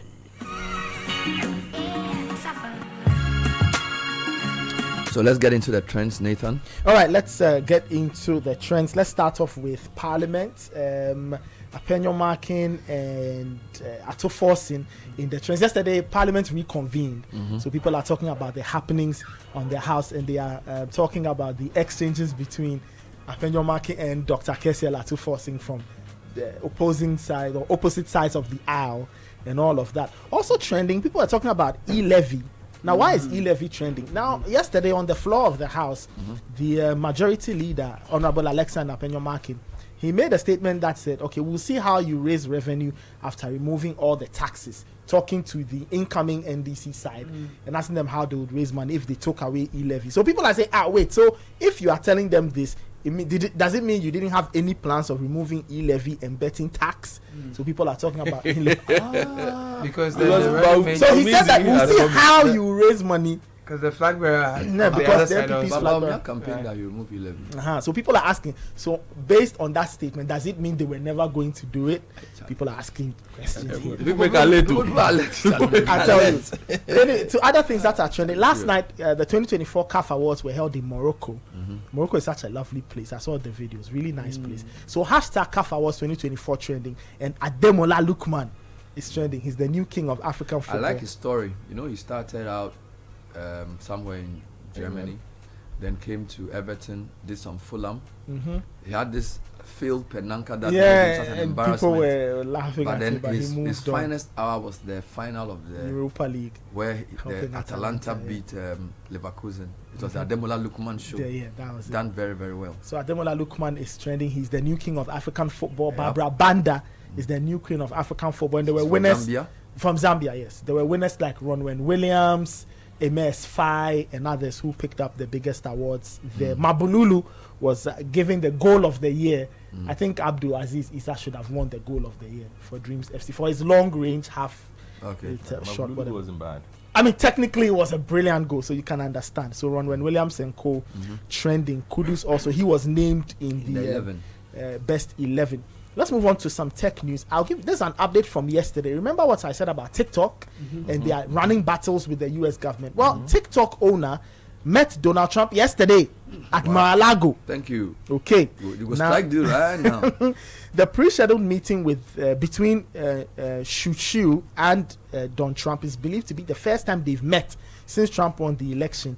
Now, Shu is trying to get Don Trump to intervene. I like how you call him Don Trump. You know, it's not Donald, it's Don Trump.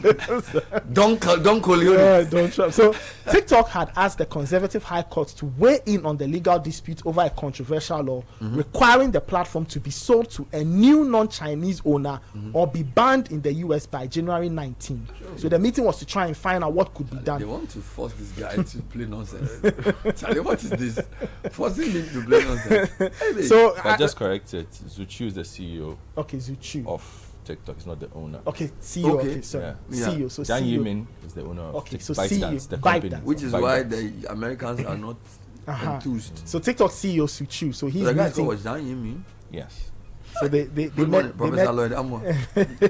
met yesterday to discuss. If you don't mention the name when you can't catch you. Is that you mean? Yes. What legal alternatives are there to save the company from being taken off the US app stores and the Play Store? So watch this space to see how it evolves. January 19 is the end date. Charlie? If by then nothing happens, people in the US cannot access TikTok anymore. Nathan with tech and social media trends.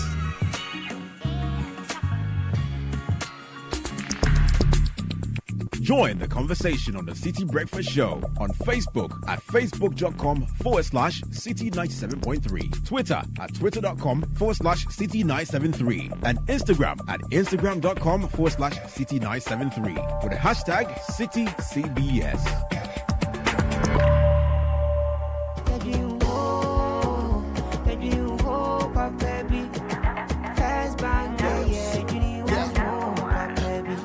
For a bank to rely on, let me give you a shoulder to lie on. We do we seek out to bank be pray, no lie. Only one place where I get my eye on. Make I introduce you all to First Bank, the best services in the world, first rank.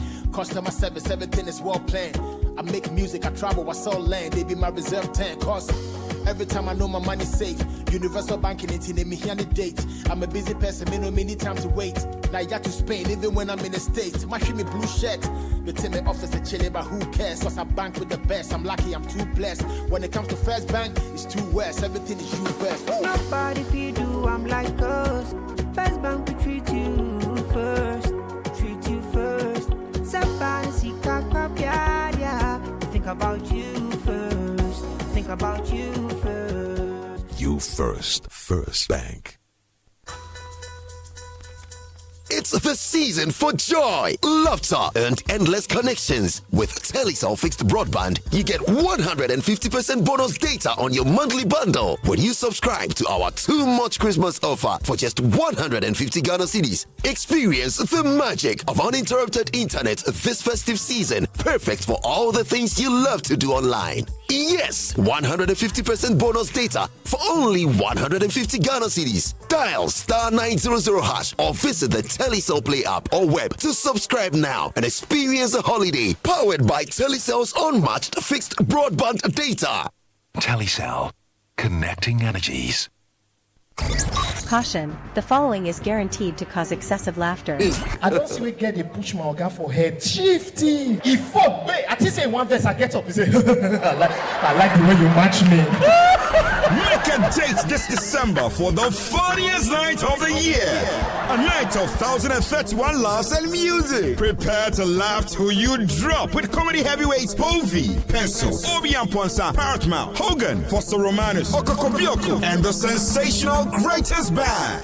Join us on Boxing Day, December 26th at the Grand Arena, 8 p.m. sharp. Tickets are going for 400 CDs regular and 600 CDs premium at Charterhouse, Nalem Store, Accra Mall, or simply dial *389*1031#. For table reservations, call 050-128-8520. Brought to you by Excel, President Chaco, Triton Motors, Enterprise Life, ADB, Dream Collection, Beyond the Return, and powered by Charterhouse. Don't miss it.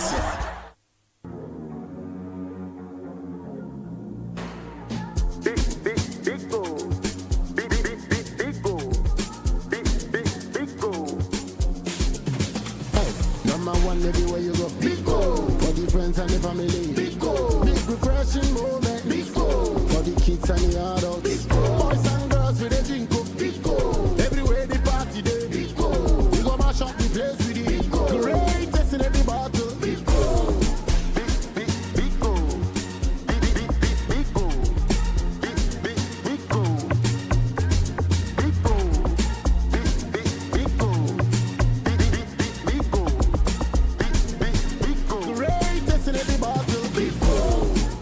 big go. Big refreshing moments. Big old drink. Big refreshing moment. Another quality product from Trillium Industries. This advert is FDA approved. Oppo Durable Ability 36-month warranty. Are you looking for a phone that's built to last? Meet the Oppo A3 series with military-grade shock resistance. It handles falls without a scratch. It's the only phone in the 2,000 cities price range with a Qualcomm Snapdragon processor for exceptional speed. With its fast charging, just 2 minutes of power gives you 1 hour of call time. Oppo Durable Ability 36-month warranty.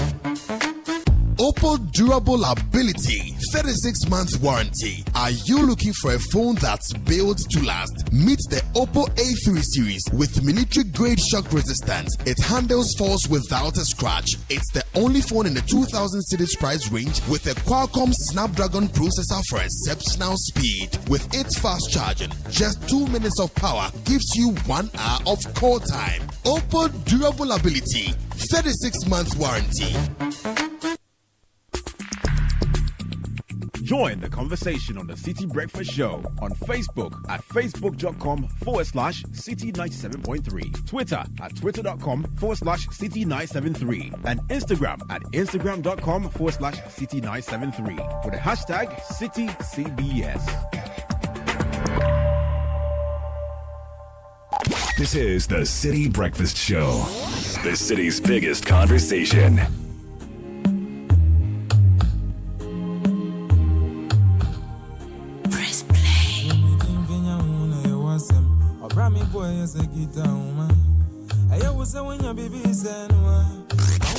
Unleashing the power of relevant radio. This is Citi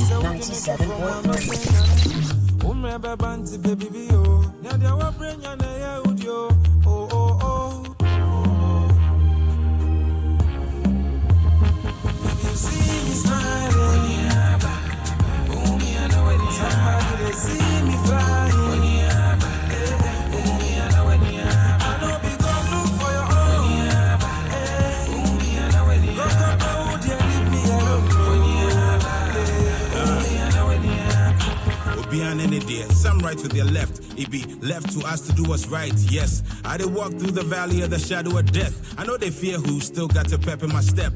The game be foul, I did watch the ref. I know even build a house, but I built a rep. Down go take cement, let's get concrete. Word on the street, stand on your own 2 feet. More cocksure than unsure. Or come for noche, I conjure the stool for y'all, so you can stand on a pedestal. And Motia will be 10 feet tall. I don't need to rob Peter for me to pay Paul. I don't snooze or snore or booze and brawl. I the guy when I go sport there for a ball. You might see me smiling when it ain't all good. For me, this is pure joy. For some, it's a chore. You see me smiling.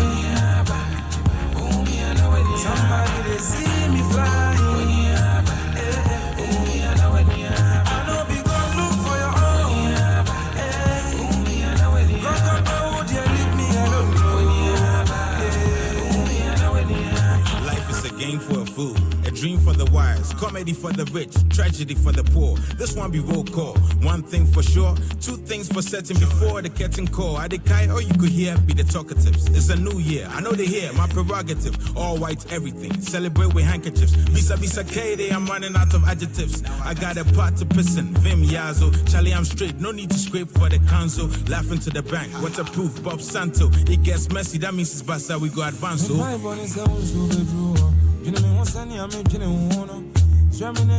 Baby, I be ready.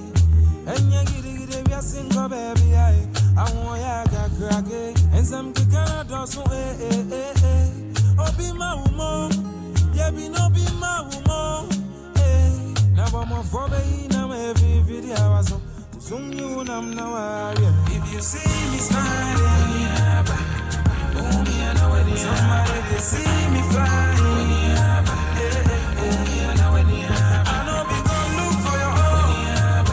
21 minutes past 8, Citi Breakfast Show.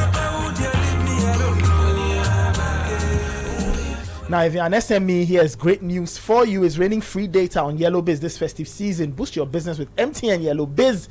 and it's your all-in-one multi-service bundle. You are getting a router, you're getting genuine Microsoft applications, and a webways to give you a customized business website. Be part of this, and the best part is there's a limited time offer between the 13th of December and the 13th of January. MTN is offering you an extra 50 GB free when you buy Yellow Base for your business. Call 100 or 0244 308 111 or send an email to mtnbusiness.gh@mtn.com. Remember, T's and C's apply. For some, it's a chore. The Customs Division of the GRA is informing the general public of an extension of amnesty for users of uncustomed vehicles to the 31st of December. The amnesty waives all penalties that would have been imposed should such vehicles be impounded by the Customs Division. All users of uncustomed vehicles are therefore encouraged to take advantage of this window and regularize documentation of vehicles that have been illegally imported into the country. You can go to the GRA's office off the Starless 91 Road near the Accra Sports Stadium, or call toll free on 0800 900 110. And if you're a shareholder of SIC Insurance PLC, there's a meeting today, which is their AGM. It's happening 10 a.m. It's happening at 10 a.m. At the Assemblies of God head office, Ringway Estates, and it's a hybrid, in person or virtual, and virtual. Visit SICinsuranceAGM.com at 9:45. And if you can't be there in person, use your unique token to vote and all of that. Don't give it away because it will compromise your votes. Thank you very much. All right, later in the morning, I'll bring you highlights of my interview with Joshua Alabi, who is the man who managed John Mahamed's campaign as flag bearer. We spoke about how they won the election and also the challenge that awaits the incoming president. We spoke about the pressure for appointments, how to repair a damaged economy and restore confidence in governance. So we'll be bringing you highlights of that after 9 a.m. Yesterday was a busy day in Parliament. After a break and confusion over who sits on which side, it was a rather muted reorganization, with the minority and majority deciding where to seat themselves. What was obvious from the screen was that there was a lot of empty seats. Now the question to Sky is, are these last days of Parliament typically like this? Because it looked very empty. Indeed, when you look at the majority leader, his deputy was sat next to him, his former leader was sat behind him, and then there were lots of front bencher seats empty. Even on the minority side as well, there were few, but it looked very empty. The parliamentarians looked disinterested and very tired. Exactly. I mean, the people have checked out already. There are people whose mind is no longer there in Parliament. They want to get on with life. They want to move. Yeah, go and do what they have to do. Because, mind you, a lot of them have either decided not to run again, or have lost their primaries and therefore not coming back, or have actually lost the election. So normally, at the tail end of the life of Parliament, you generally see things like this. People just don't come because they want to get something else doing.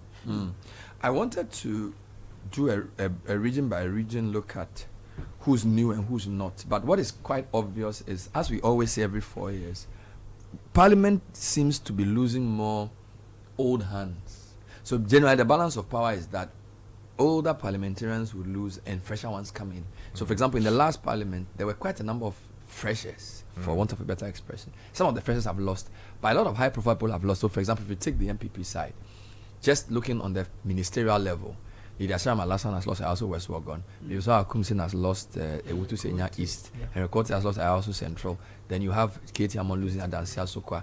Then you also have a few others on the front bench, and these were cabinet level members of Parliament. Esla also losing Ablekuma West.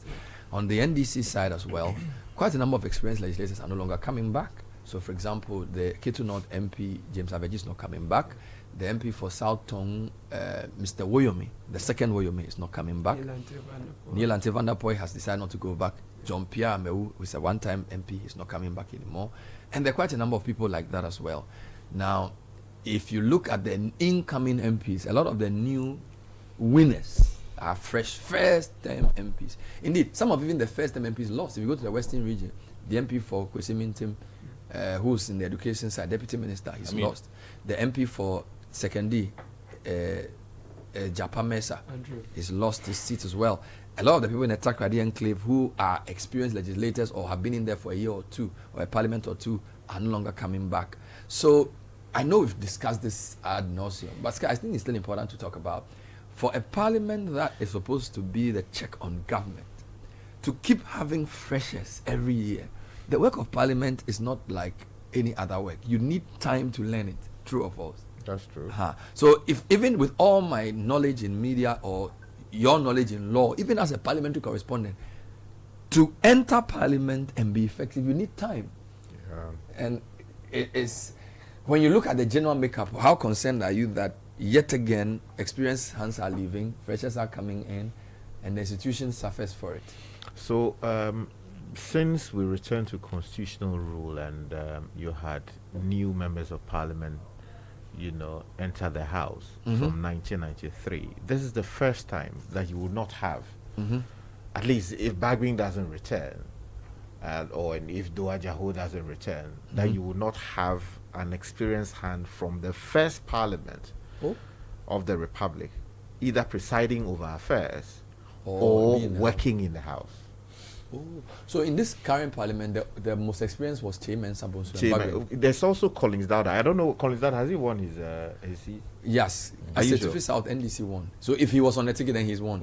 Oh, really? I mean, if he was on the ticket... I can check for you. I can check right now. So this is I have for region. Yes, that's right. So what I do know is that the NDC won 5 of the 6 AFO seats. Yeah, so it's Citi South. Yes, Collins Dowda, 54%. Yeah, he's a Mugabe there. For somehow he was always back in the house. But he left once. He left once. Yes, there was one time he lost. Yeah. So Collins would have been there since 96. No, actually from one of the 1992. Oh, really? One of the 1993. Wow. So he would be the most experienced. Yeah, he would effectively become the most experienced member of the Ghanaian Parliament. So on the MPP side, Che was the most experienced. Yeah, now he's gone. Is Joe Wise there? Joe Wise, no. Joe Wise came in during the Kufuor years. And he's left. He's not always been there. Yes. So maybe we need to do this research properly. So on the MPP side, we don't know who the most experienced is. MPP have lost a lot. What's Patricia PJ? Oh no, it's one of the newest. She's not new. No, she's not. She's been there for at least 3 times. Yeah, but if you're counting her, she's about I think she's coming in the 4th term. This will be her fourth term. I think so. Yeah, it should be her 4th term. Is Claire Zabuka coming back? No, he's gone. He's also one of the old hands. But how long has Haruna been in Parliament? But Haruna came to Parliament. It must have been 2000. No, this is checkable. Please check for me. 2004, I think. No, because he was the youth organizer. Hold on. I think Haruna has been there for long. Yeah, he was. He came back. He came sometime in 2004. Let me just check. So what is clear is that the record of Che Mensah will not be maintained.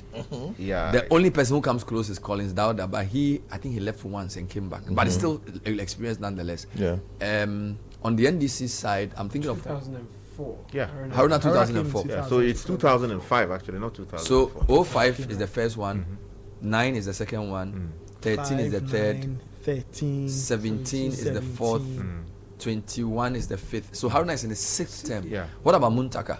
Muntaka came in 05. Through the by-election. He was a campaign manager for the person who passed. So he and Haruna probably same, just like a few months earlier. I'm just thinking of names quickly off the top of my head. Is Opon Fusu in Parliament? Former local government. It's not in Parliament. It's not in Parliament. Local government, you mean? Check the MP for Bia East or West for NDC. Dr. Teria. How long has he been in Parliament? Dr. Teria. Dr. Teria, he was the spokesperson on education. I don't know how long he's been. Check for me.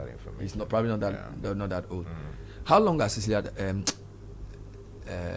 Dapa is not. No, the other one. Which one? Asokwa. MP for Asokwa. The deputy. Bia East. Yeah. There's a Richard Champon coming in. What about Bia West? Oh, Mustafa Amadou Tanko. No, then that's not them. Bia West has also been there for some time. Then it has been changed. Yeah. Means there's a new MP coming for Bia East. No. The Organization Teria, you mean? Yes, Organization Teria. How long has he been? I think it is also a fairly new member. He's not that old. That's right. Okay. Maybe you can do. What about the Busa North MP? Busa North and South. How long have they been? Busa North is James Agalga. And Busa South is Dr. Park. Dr. Park. Dr. Park, I was the first person to interview him when he returned from Canada wanting to be... So he's 2009? Yes, thereabout. 2009, yes. It must have been 2009. So he's not proud to... Yeah. So Haruna is much older. Oh yeah, Haruna is... What about Agalga? Agalga is also... I think Agalga came together, if I remember correctly, with the likes of Marking. So he should that'll be be 2012. Yeah, that's right. So he should be in his getting into his fourth term. We can now. check this thing actually. Yeah. So now, of course, those are interesting points for reflection. What is the best preparation for MP? Because I know how you, the senior journalist, always talk about missing the 96 Parliament and then the 2000 Parliament with Bagbin as minority leader. I recall the 96 Parliament because I was in secondary school and I used to watch them on television. And everybody says that was one of the best parliaments, partly because it was the first proper parliament we had with the right opposition. 2099 was not, 93 was not a real parliament in that sense of the word. And we had some stalwarts on both sides who were considered really good. Very strong. Do you have any of the names on top of your head, off the top of your head? Yeah, I mean, if you're talking 96, J.H. Mensah comes to mind immediately. Dr. Kwame Adokufo was in Parliament in 96. Nana Danko Akufo-Addo was in Parliament in 1996. You had Freddie Blay was in Parliament for the CPP. Kujama was in Parliament at the time. Kujama and Blay came in the... Was it not 2000s? No. 96. Mr. Jirasa. They were all there in 96. Yeah, 96 Ken Jirasa. Oh, Ken Jirasa was there. Yeah, all of them. Austin Game. He was in Parliament in 96. Yes. Actually, Joshua Alabi I interviewed yesterday. He was in Parliament for Crow in 96. Steve Obimpe was in Parliament. I mean, we could Modestus Ahiable was in Parliament. Dana Budakwi was in Parliament. Kosi Kedem was in Parliament. Wow. Cled Sou was in Parliament at the time. Dr. Richard Anane was in Parliament. Was Isaac at the in that time. Parliament? Or he came later? He came later. No, Isaac was in that Parliament. But Richard Anane was in there. Yeah, yes, Richard Anane was there. Was Mike Gizo. Was Kandapa in that Parliament? Yes, Kandapa was there. Mike Gizo. Was there. Mensah in that Parliament? Yes, he was. Yes. Mensah 96. That was is it the JH who was a champion Parliament? Yes. The man you interviewed yesterday, Joshua Alabi, was in Parliament for Crow at the time. Nana Komia was in that Parliament as yes. was Sylvester Mensah. Yes. 96. They were the two youngest. There is Amele Tego was in Parliament in 96. Yes. Johnson Asiedun Ketia. For Winchi. Was this the Parliament of Neo Kanja Adamafio, I guess? Yep. Yeah. Neo Kanja Adamafio was the Interior Minister. Yabema was the Minister for Employment and Akufo. Yes. Was there. Yeah. Was Hackman in that? Yes. Hackman was in that. They had Isaac Edumadzi. Yeah. Terminator before Terminator. Yes. Who was in that. So Ama Benyuado was in that Parliament. Christine Checha was in that Parliament. Duaja was in that Parliament. Yeah, Duaja. He started in 93. Babin was also Alhaji Mukhtar Bamba. 1993. Mukhtar Bamba. NPP. Yes, Winchi. In the Winchi at the time, he was a strong man. In so that part he of and Collins Dauda. Collins Dauda was also there from that time. Freddie Blay was there at the time. Safo Mafo. So, but on the government side was Kwabene J, right? He was the majority leader. Yeah, Kwabene J became the majority leader for Biako. He was from the Biakoya areas. Became the majority leader, and then subsequently. Aren't we romanticizing about these guys because it was the first proper debate we saw on TV? You know, there's a sense in which like you watch something novel. We were all born into the Rawlings years, so we hadn't seen parliamentary debate until 96 properly, so called. So there's a sense in which you are saying, oh, these guys were quality, it was much better. No, and there was also nothing to compare with. Oh yes, no, I don't think so. But I think okay, Sky, go on, please. I think that look, easily the best parliament we've had would have been the 1997 to 2001 parliament. On what basis? On the basis of, first of all, military regime that had quickly transformed into a democratic regime with all the excesses that comes with. Of course, in the earlier parliament where they almost commanded 2/3, 3/4, if that's how they call it. They had a few NCP people in there, 2 independent candidates, and then one, had overwhelming NDC presence in the house. So that wasn't really opposition they were giving the government. So the NDC had the free hand to do many of the things that they did. But proper challenge to executive authority and scrutiny came in when the likes of J.H. Mensah of blessed memory, led the line against the excesses, as they called it, of the NDC government led by J.J. Rawlings as of that time. So that if you read the Hansard, the quality of opposition given, and these were people who were, for want of a better expression, established in their own right before they became members of parliament. So you had the likes of Hakman Owusu-Agyemang, returned from the UN diplomatic system, you know, at the highest possible level he could have gotten to, decided to come down to serve. You had the Honorable Felix Owusu-Ejipong, somebody who was established in the area of law and then also business, was in the house as of that time. You had the likes of Nana Addo Dankwa Akufo-Addo, a man you know who later became a president who didn't live up to expectation, but he was an established constitutional law authority and did his part in terms of leading the line against the NDC administration. Ken Jirasa, a respected lawyer in his own right, was a member of that parliament. You talk about the Honorable, he's still around, Ubera Samoa, a solid academic. But Obed was not in parliament. He was the Attorney General and then Foreign Affairs Minister, but he used to be in Parliament a lot. Yeah, that's right. He used to go to Parliament a lot. Yeah, of course. When you read the Hansard, you see a lot of his contribution and all of that. So, Bernard, what I'm saying is that, and you have Kofi Konedu Apreku, also a distinguished man. Bagman in his own right, although as of that time he was more, a young guy. But you had the likes of Doa Jahu, who just came in from the state, the Attorney General's office and a number of things they did, but was a formidable front bencher. So if you look at it, Bernard, I have no doubt in my mind that the quality of debate, the level of accountability, scrutiny, when they got it wrong, they were in the Supreme Court. Maybe, I think one of the reasons why our parliament quality, you can say, has come down has been the way money has influenced who becomes an MP. So a lot of these guys you are talking about at the time, the party still had a lot of control on who they put on tickets. So if somebody was to represent a party, there was 200 MPs. It was a much more controlled process. So even though there were primaries held, I don't think we saw the level of delegates, we want flat screen and all of those things kind of situation.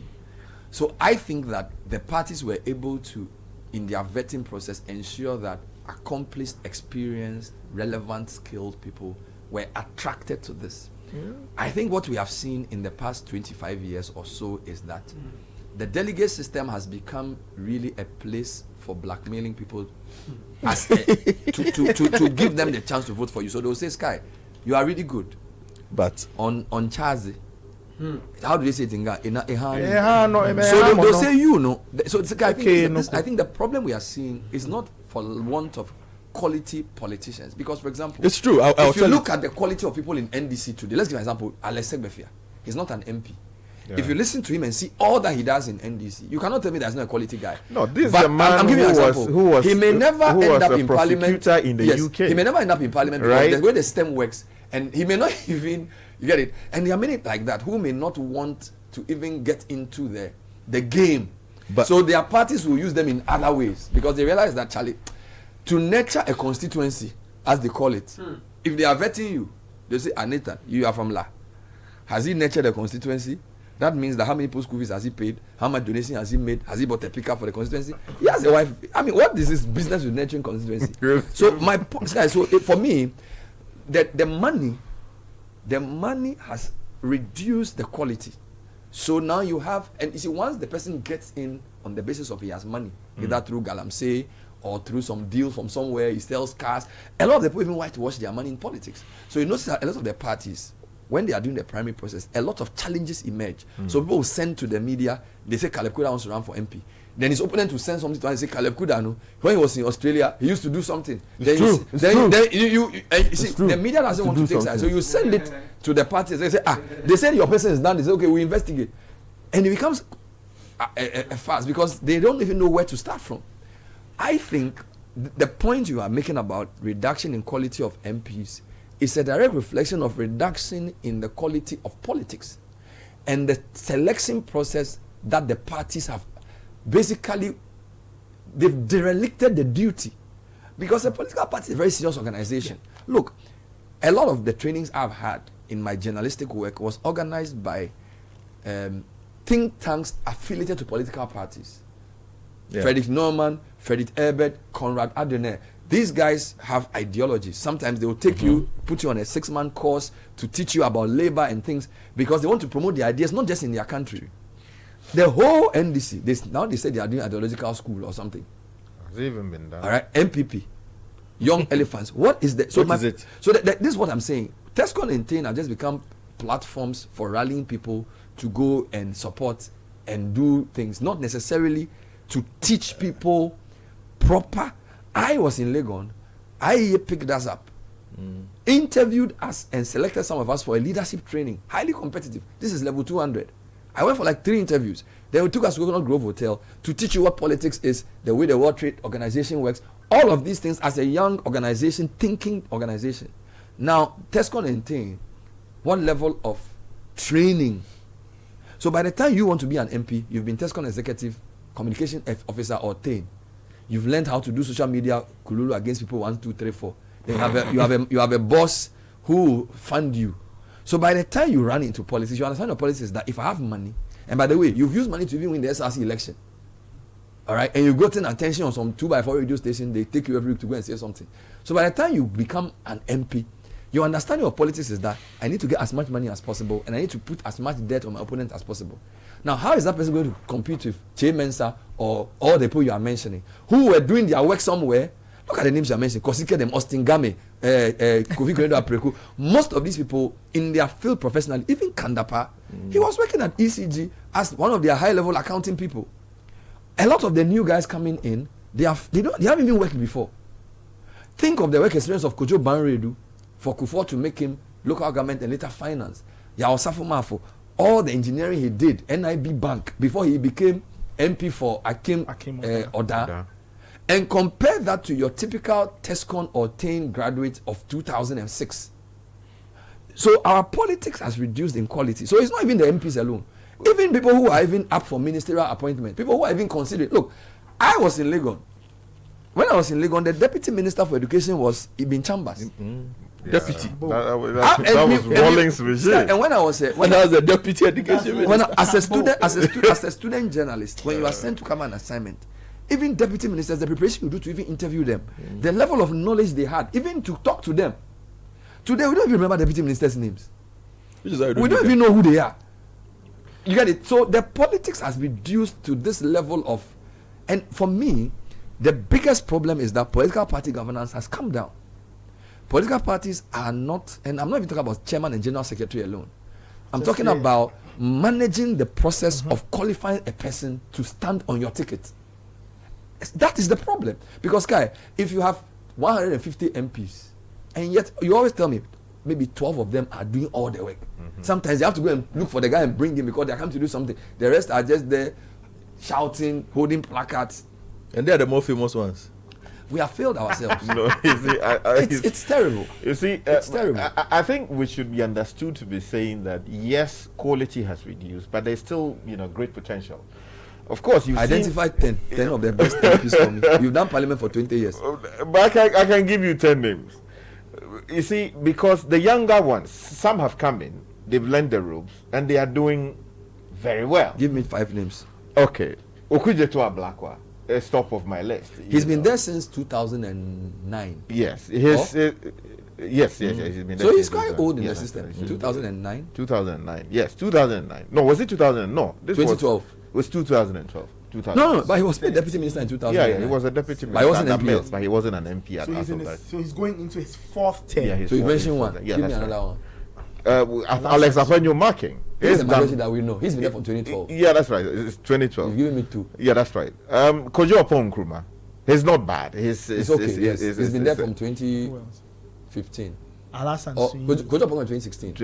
Yeah, 2016. Alhassan Suhini is solid.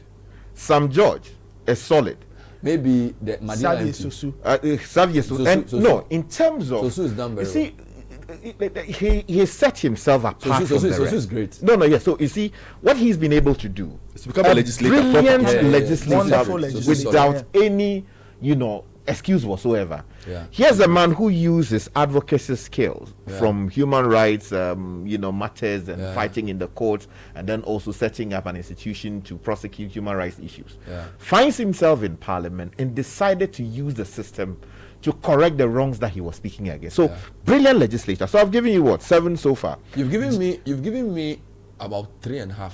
No, because why 3.5? You see, there are lots of the guys you are mentioning are also sort of ministers and things. No, they are not ministers. He's talking about parliament. I'm talking about parliament. So Sosu. Because you cannot say Ablakwa is not an. No, Ablakwa is solid. Ablakwa is good. I mean, yes. So, and then you can also talk. Oh, I've mentioned him already. Yes. I mentioned Apenyomakin. Then you also have James Agalga. Solid. Another solid guy who has also done his part. Of course, he became a deputy minister at some point. Yeah. So he's also very, very brilliant. Very, very young. Roxon Nelson Dapamapo. Again, also a man who distinguished himself, in the law courts and decided to venture into parliament. He is doing well. A couple of good MPs we are losing. Obiamwa. Yes, he was also. Obiamwa was very, very good, but he's not coming back. Yeah, that's right. He decided to hang his books. Kennedy Jepon is not coming back. No, but you realize the list he's mentioning. Did you notice opposition? The pattern? They are mostly NDC, student leader trained. Not just that. Okay, let me count. Samuel George, Ablakwa. Look, let's be clear. A lot of them are NDC MPs. Because they are in opposition. No. You see? Kweku Kwati in opposition was very good.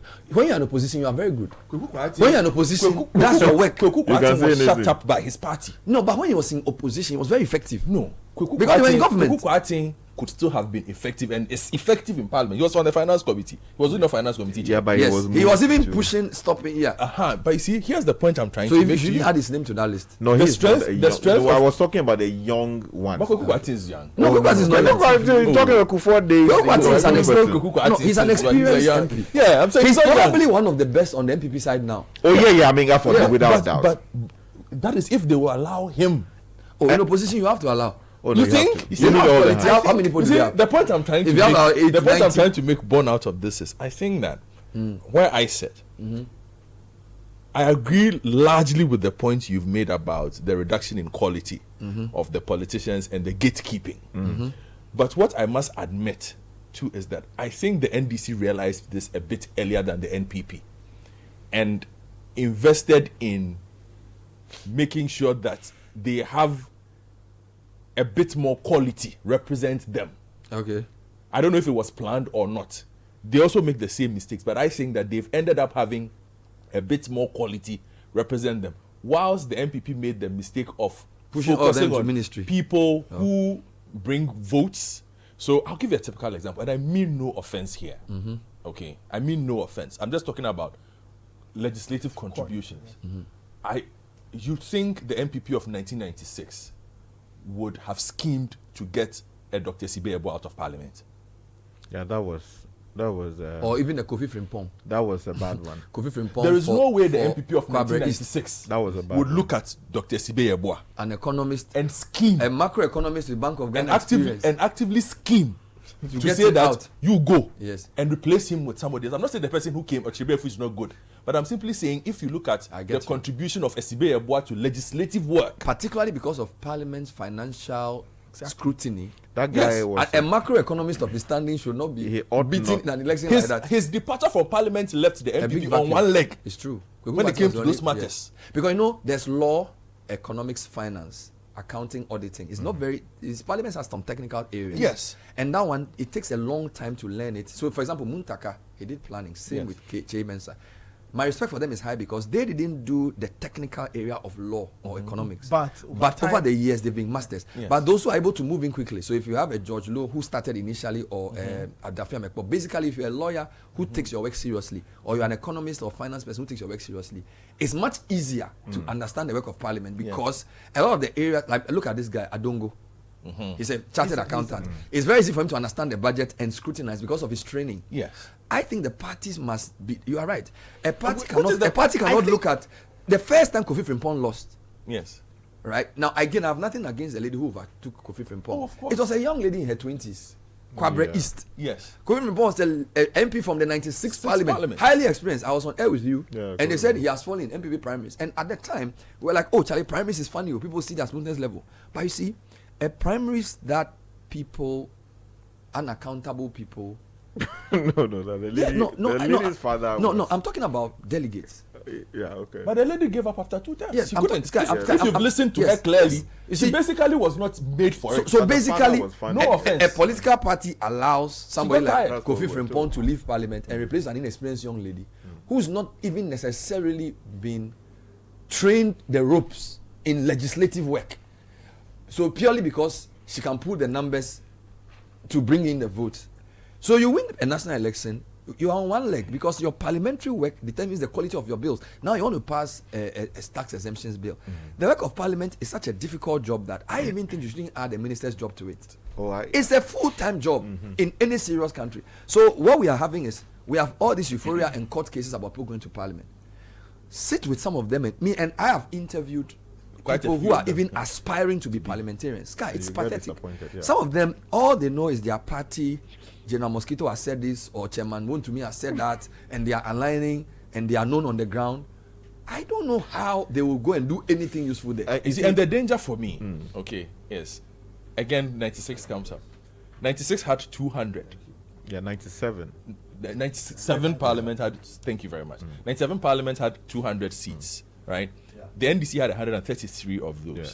But why do we still think that and say and in support of Sky, you kept pushing him, Bernard. I've looked at a lot of data of the first parliament up to. If there's a very famous political scientist called Sarah Brearley from the London School of Economics, who does a lot of work in that space. Bernard, if she did a tracking, right? First parliament of Ghana, she looked at total number of acts passed. Of course, it will go up. But if you look at some of the parameters, for instance, for a parliament where the NDC, the MPP at that time, had the numbers that they had, which is basically representative of what we are about to face next year. In terms of the numbers. The actual number of ministerial candidates vetted and rejected. The first parliament had 6. The second parliament had 7. The third parliament had 0. The fourth parliament had 0. So basically, the newer parliament didn't reject anybody. The standard was lower. If you look at the amount of time spent on the consideration of bills, and I need to stretch this a bit, but no parliament has come close to the amount of time spent on the consideration of bills than that second parliament. They were averaging 64 days. So they took their time. Parliamentary work has become more efficient. That is true. But legitimately, it should take you around 53 days. To go. If you take quality of work and everything, 64 days is fine. So for 64 days to still be the standard from 96. I get you. Okay. We are in 2024. That should tell you something. If you look at 97. We keep 97. I get you. If you look at percentage of executive bills passed without withdrawal, the second parliament, 97, has the lowest percentage. Everybody's in the 90s, they're in the 80s. So basically, their standard is higher than everybody. Their standard, if you look at and that is why Sky was saying that when you were challenging Sky, as if it wasn't anecdotal. The data supports the fact that if you look at the cumulative body of work done by so very few individuals to hold the quality of work and that particular government, and then you sit back and look at what we are about to enter, you shudder a bit because without you ask yourself, any prejudice, do we have have you forgotten Samuel Salas Mensah?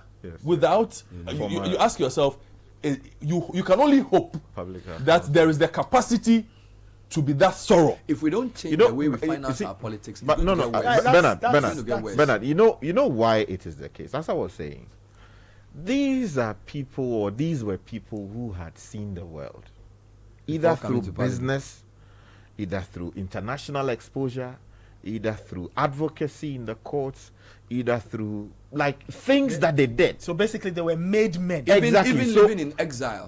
So coming back to refine the law, they knew what was happening elsewhere and what the time of the day was. You understand?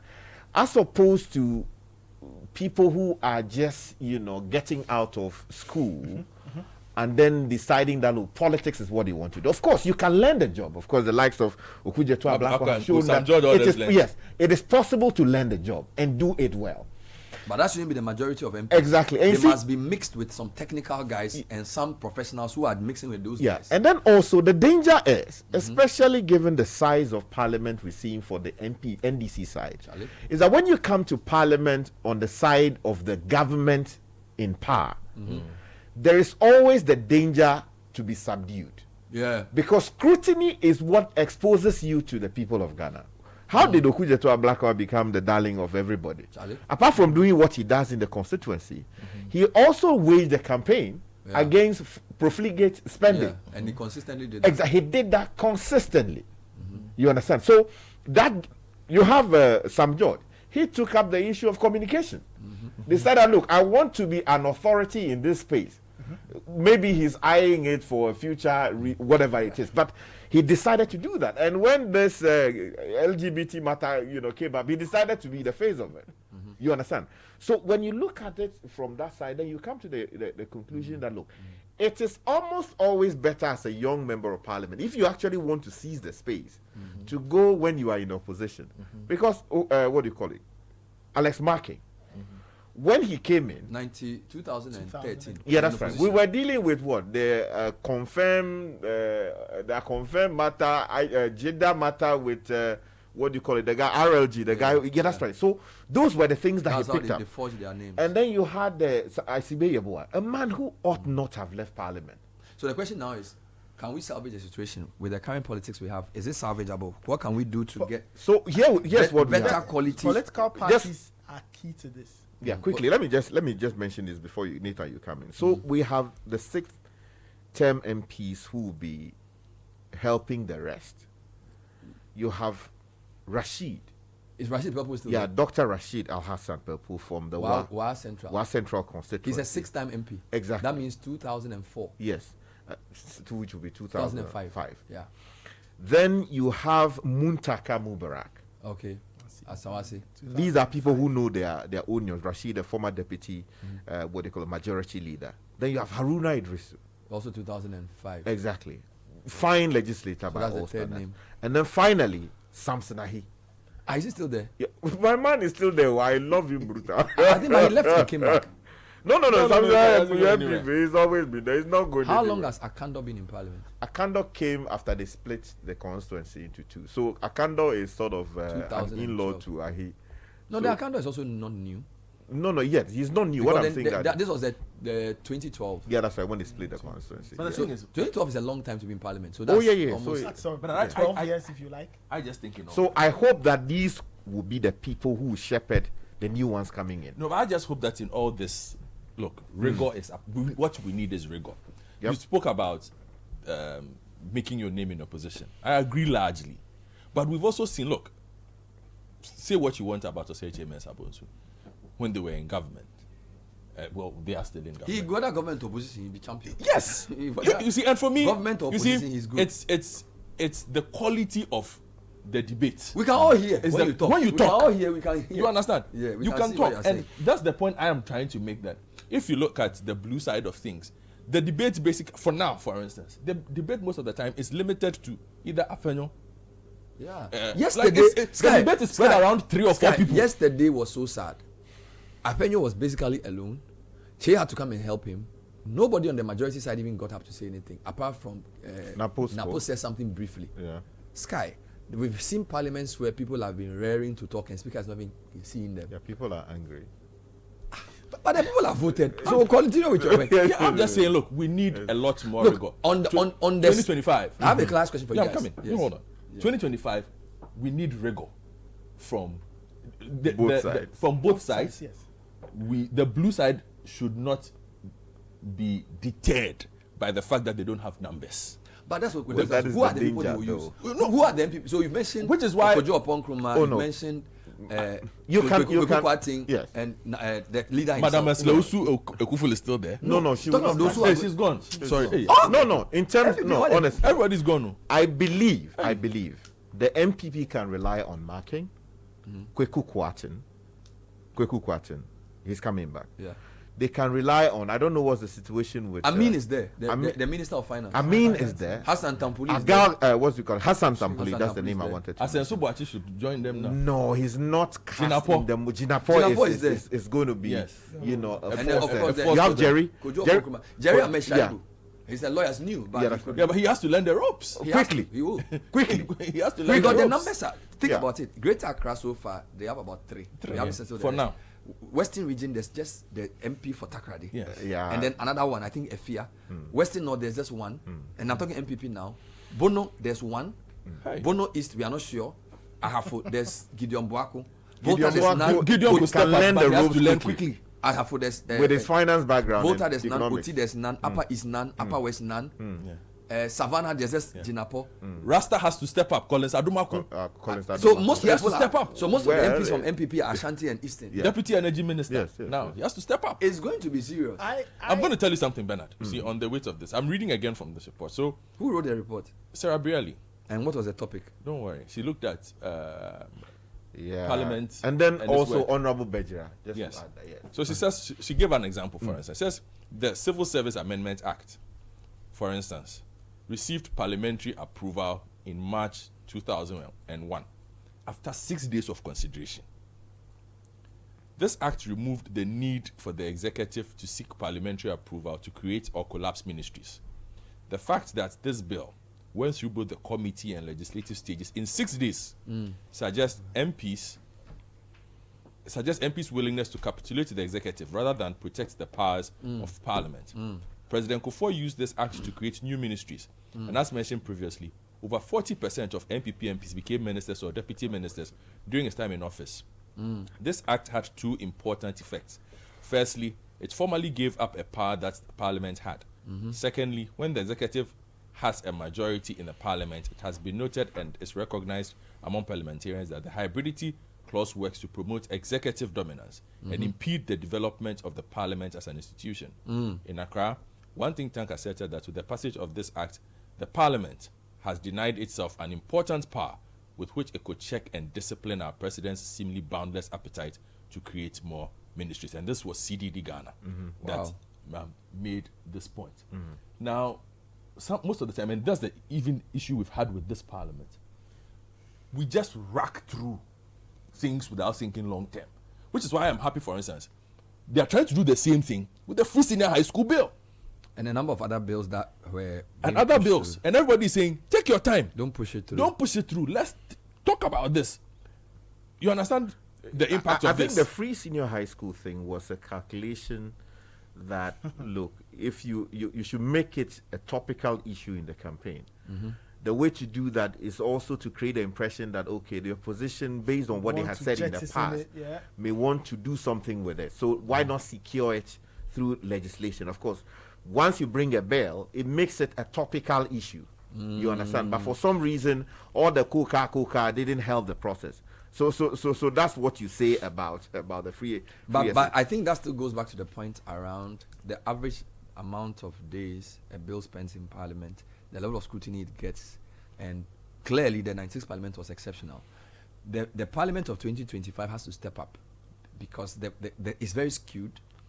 And the fact that it's skewed, as you said, the government people will become comfortable. Yes, if you are not exceptional, and it will walk over you. It will also force the opposition guys to step up because they are few. So, but the problem is that because of the 2/3, you don't even need them. You see, usually because of the close numbers, you need the opposition to build consensus. But if you have such a dominant majority, the opposition may not even be needed to pass bills because not necessarily. It's the power of the argument, which is again why J.H. Mensah was so effective back in '96. Which is why we are all lamenting and hoping that those who are coming in 2025 on the side of the MPP are able to step up, because even though they might not need you, the power of your argument might make an imprint. And people will remember that you would say this. The minority will have their say, majority will have their way. Yeah, but have your say. But have the say. But you see, don't let the say go. Yeah, have but the say. But you see, the opposition at that time used a three-pronged approach. The first, dealing with matters on the floor. The second, taking the matter into the court of public opinion. Of course, the new media, blah blah blah. In the sense, were just coming up in a big way because private media previously was not as big. They used that effectively when it came in. And then finally, the law courts. So I am expecting that if they speak and they do not get heard, they will either take their matter to the court of public opinion, or where there's some foundation for legal challenge, they use the courts. Yes. The challenge, however, is the increasing bastardization of the courts. Because, of course, as of that time, when you had the likes of Atuguba, Pega, JSC, and all of these people on the court. For instance, the famous case that we talk about, J.H. Mensah versus the Attorney General. It was a case about whether holdover ministers should be vetted and approved by Parliament. Of course, when they raised it in Parliament, the people say, make they get out. They don't know what are they talking about. He challenged it in the courtroom after press conferences were held, hoping that the government would do something about it. They didn't do anything about it. He went to the court, and the court vindicated him. And you see, what was even different, if you look at the approach, those days, they were writing to the speaker. A member of Parliament would sit down, write proper letter. The English is correct, supported by the law and the fact to the speaker to respond to. The speaker will respond, and on the basis of that, things either changed or it furthered the interest of those who wanted to take the matter up on a different forum. These days, we are not seeing much of that. So it is important. I'm afraid because, look, 2/3 majority is a serious mandate. You can use it for so many things. If people come to the house, decide to sit down and say, well, this is our government, we want to do this, everything comes, they will not question it with the rigor that should be used, then we are in trouble. Wonderful. We need to read some comments as we discuss this matter. But also to say that all the discussion is premised beyond the historical nature on the fact that we don't know all the people who are coming in. Oh yeah, that's what. And there are, and let's just say this: some of the people we are speaking about so nicely in '96 were also first-time MPs. All right, so let's not forget that a lot of these people that we are saying were very, very good in '96. Some of them had no parliamentary experience. And Bernard, for example, J.H. Mensah was 41 when he first went to Parliament. Previous Parliament. No, what I get it, but what we're saying is that some of them had previous Parliament, but not all. Yeah. But so the experience. What? No, you're still not getting my point. What I'm saying is that nothing prevents a fresh from MP stepping up to distinguish themselves. We made that point. Yeah. No, let me make it again. Because you see, we have a way we discuss things based on what we know. We know who is good, but there's no way of knowing who will be good. Nobody knew what Titikaka, what's his name, Francis Xavier will come and do in his first term. So you had a fair idea. No, well, but that's no. No. Let's not assume you know everything. I'm just saying, but you had a fair idea. There are 275 MPs coming. Probably 60% of them are new. New. We don't know all of them, so we cannot assume that they will come and do a lousy That's job. fair. No, so that's why we use without prejudice too. I said that you realize. So I shouldn't talk again. Okay, go on. Sky. I'm just Go on, make the balancing point. the argument. I'm saying that, you see, the point is made. I'm exasperated. Don't be. I am saying that there are people who have also prepared themselves for this job. That's good. And given the chance, they will shine. And Wow. our job as media is also to shine light On those people. One of the things we do as media is we revert to those we know. So if you send a journalist to Parliament as they are coming, he's looking for the names, which is clear. But there are people, of course, their leadership must give them a chance to also shine on the committees. They may be backbenchers, but the parliamentary correspondent must also find them and interview them. And then incoming MPs can also make a name for themselves by also focusing on specific areas, developing their own legislative track record. We urge them and doing a good job. Caleb, let's hear from you. What are the comments saying? Bernard, Harun Dumakuru says you're making a fantastic point, but don't you think the monetization is naturally vanishing based on what happened in this year's elections? Oh, no. He's asking. Bernard and team, let us, because there are a lot of people who invested a lot of money. No, we are talking about the primary side. To talk about, right. Because the primary is delegates, so yes, it has nothing to do with us. Yeah, great. Kwame from Thomas says, Bernard and team, let us know that experience is acquired. All the people you guys are mentioning came into Parliament as first comers. They had the experience on the job, so let us allow people to come and acquire the experience. When people are not performing at the constituency, we will get them out and bring new ones. Unless I missed it, if we are talking about 97 Parliament, a special mention should go to the first 4 female NPP MPs, Gladys Asma, Grace Coleman, Teresa Tego, and Christine Checha. Top women, William Alexander from Spintex Center. Thank you. We mentioned these. But it's the experienced individuals who grant the tax exemptions and impose nuisance taxes on their fellow Ghanaians, making them feel important, which is why KT Amon can speak to us the way he chooses to. Elvis from Sakumono is not happy. No, I don't think that was the context within which we're comparing the first properly constituted majority parliament to what we have seen in the later years. So it's not so much about news, and because as of that time, I mean, Premier Preko and all of that, they were opposed to VAT. That's how come when they failed to, have the government listen to them, they took the matter onto the streets and using the court of public opinion to push against, and eventually Rawlings, had to back off. So the point we are making is that yes, there are people who are new, who are young, who will come and they will do well, provided they apply themselves to the process. The great thing was that when the likes of Sam George came, they came in from the opposition side. So it was easier at that point to hold the government's feet to the fire of accountability. You understand? But normally when you come on the other side and you find yourself in government, either you are waiting to get some board appointments or you are waiting to get some ministerial or deputy ministerial job. Then you slow down on how you deal with the government. But I take the point and let's stress. I actually wanted to ask you a final question before we take a break. Maybe you think about when we come back. Should the government deliberately keep some of its best MPs outside the ministry? So if you have some good people on the NDC side, once you become a minister, parliamentary work suffers. So that they should have and now Mahama has such a big team to choose from. You have 180 something. So you can't say that your best guys have to be both ministers and MPs. So you could choose, because parliamentary work is not just opposing. Yeah. Parliamentary work is even the quality of bills, the quality of loan agreements. Parliament actually supports a good government if the government is doing well, or if the government is to do well. So maybe I want you to think about that when we come back, whether there should be some people reserved just for parliament because of the critical role they play. There's one appointment.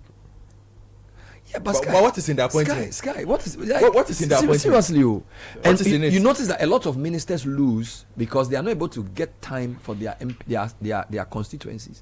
So some of the survivors in MPP have actually been non-ministers who have probably spent more time in their constituency, and having a 12-year or 16-year parliamentary career. I think it's Chairman Mensah was not a minister, but we all respect him. No, he was a minister. No, even in opposition, I'm saying. Yeah, in opposition. Yeah, so towards the end of the administration, you can be very solid without being a minister. Oh, that's true. So we shouldn't. I know they like a minister work, but it's good on the CV. No, it's not the CV. It is what comes with it. Let's take a break. This is the Citi Breakfast Show, the city's biggest conversation.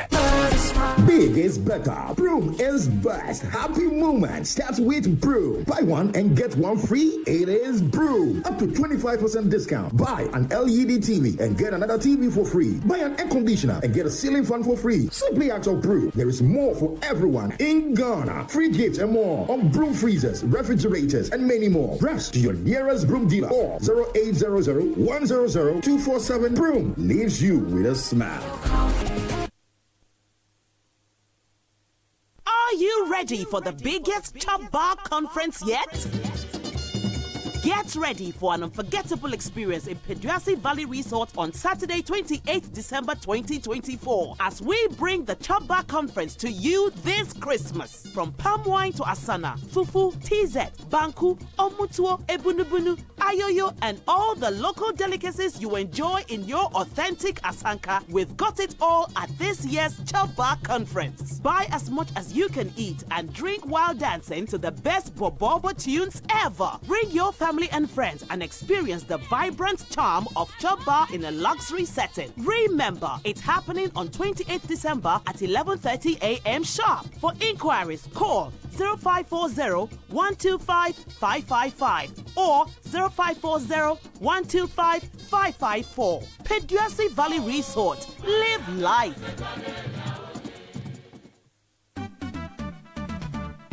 National Health Insurance. Today, I will tell you why you need to have health insurance cover by the National Health Insurance Scheme. With over 500 medicines on the NHIS medicines list to take care of you and an extensive NHIS benefit package, the NHIS offers you financial risk protection against over 95% of disease conditions in Ghana. These include the 4 most common childhood cancers: breast cancer treatment, oral and eye care, free maternal health care from antenatal, normal delivery, forceps or cesarean section, and what's more, postnatal care is also covered under the NHIS. Remember, members aged 70 years and above also enjoy free elderly health care and pay no premiums or observe a waiting period. Let no one tell you otherwise. The NHIS guarantees your seamless access to health care. For further details, download the My NHIS app from Play Store or the App Store, or simply walk into any of the NHIS district offices nationwide. Terms and conditions apply. Call us on 054-444-6447 or 0302-746-447 for further inquiries. NHIS, your access to healthcare. This message is brought to you by the United States Agency for International Development, USAID.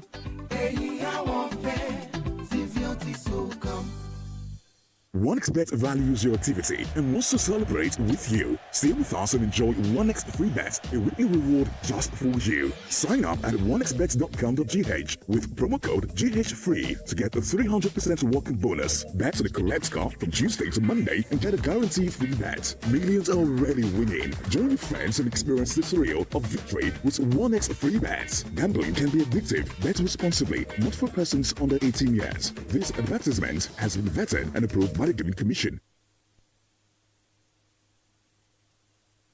It's the most wonderful time of the year, and this Christmas, Volta Serene Hotel invites you to an unforgettable celebration. Arrive to the refreshing taste of coconut and dance the night away with our DJ on Christmas Eve. On Christmas Day, enjoy tasty grills, exciting games, and our famous all-white party with Kwanpa Live Band. Adventure awaits with a tour to Mount Jemmy on 26th, followed by an all-you-can-eat local buffet and a cooking competition on 27th. Don't miss out on aerobics, hiking, and a fun-filled pool party on 28th. And on New Year's Eve, get ready for a breathtaking fireworks show and start 2025 with a bang, dancing to the Kwanpa Live Band.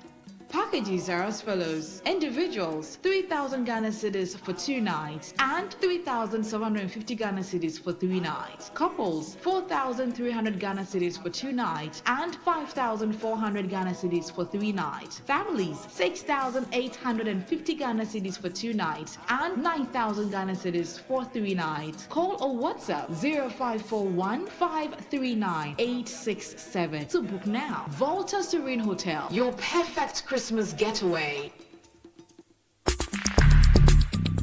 Join the conversation on the Citi Breakfast Show on Facebook at facebook.com/Citi97.3, Twitter at twitter.com/Citi973, and Instagram at instagram.com/Citi973 with the hashtag CitiCBS.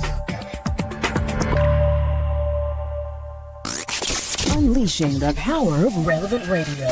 This is Citi 97.3.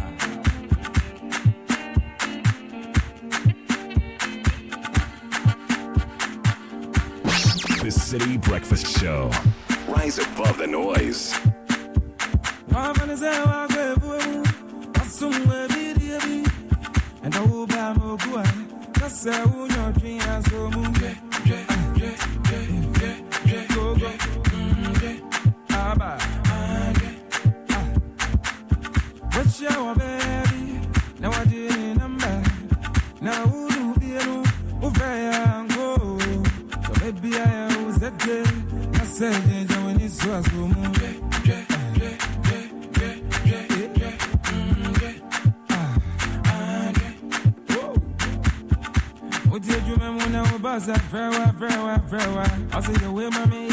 To 21 after 9. Conversation continues. Taking a quick detour to welcome Magnus J. A good old friend from back in the days to talk a big one, a partnership on situation.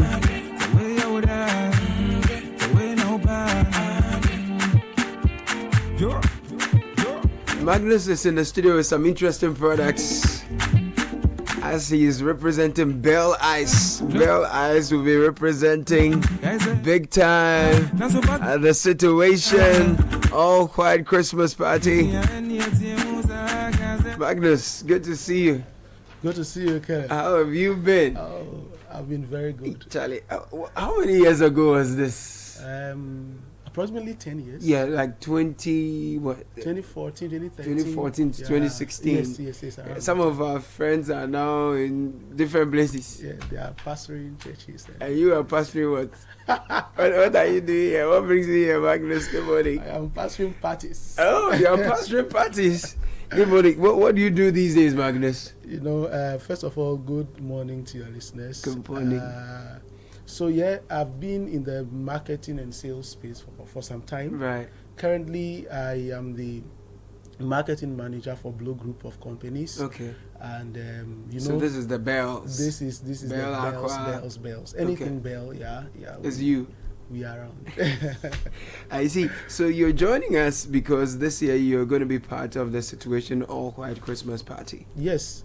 So actually, this is going to be our second year, and you know, this party is organized by the most impactful media house in Ghana. Thank you. It has Ghana's best DJs, DJ Mingle and DJ JJ.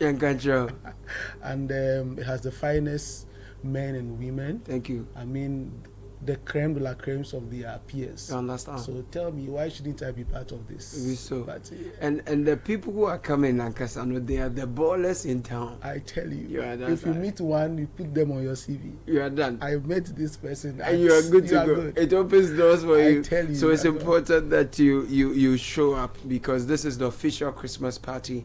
And for any brand that is serious about reaching out to the world, they must be a part of this one, right? Yeah. Good. So for many people, when they think about Bell products, they think about water. Yeah.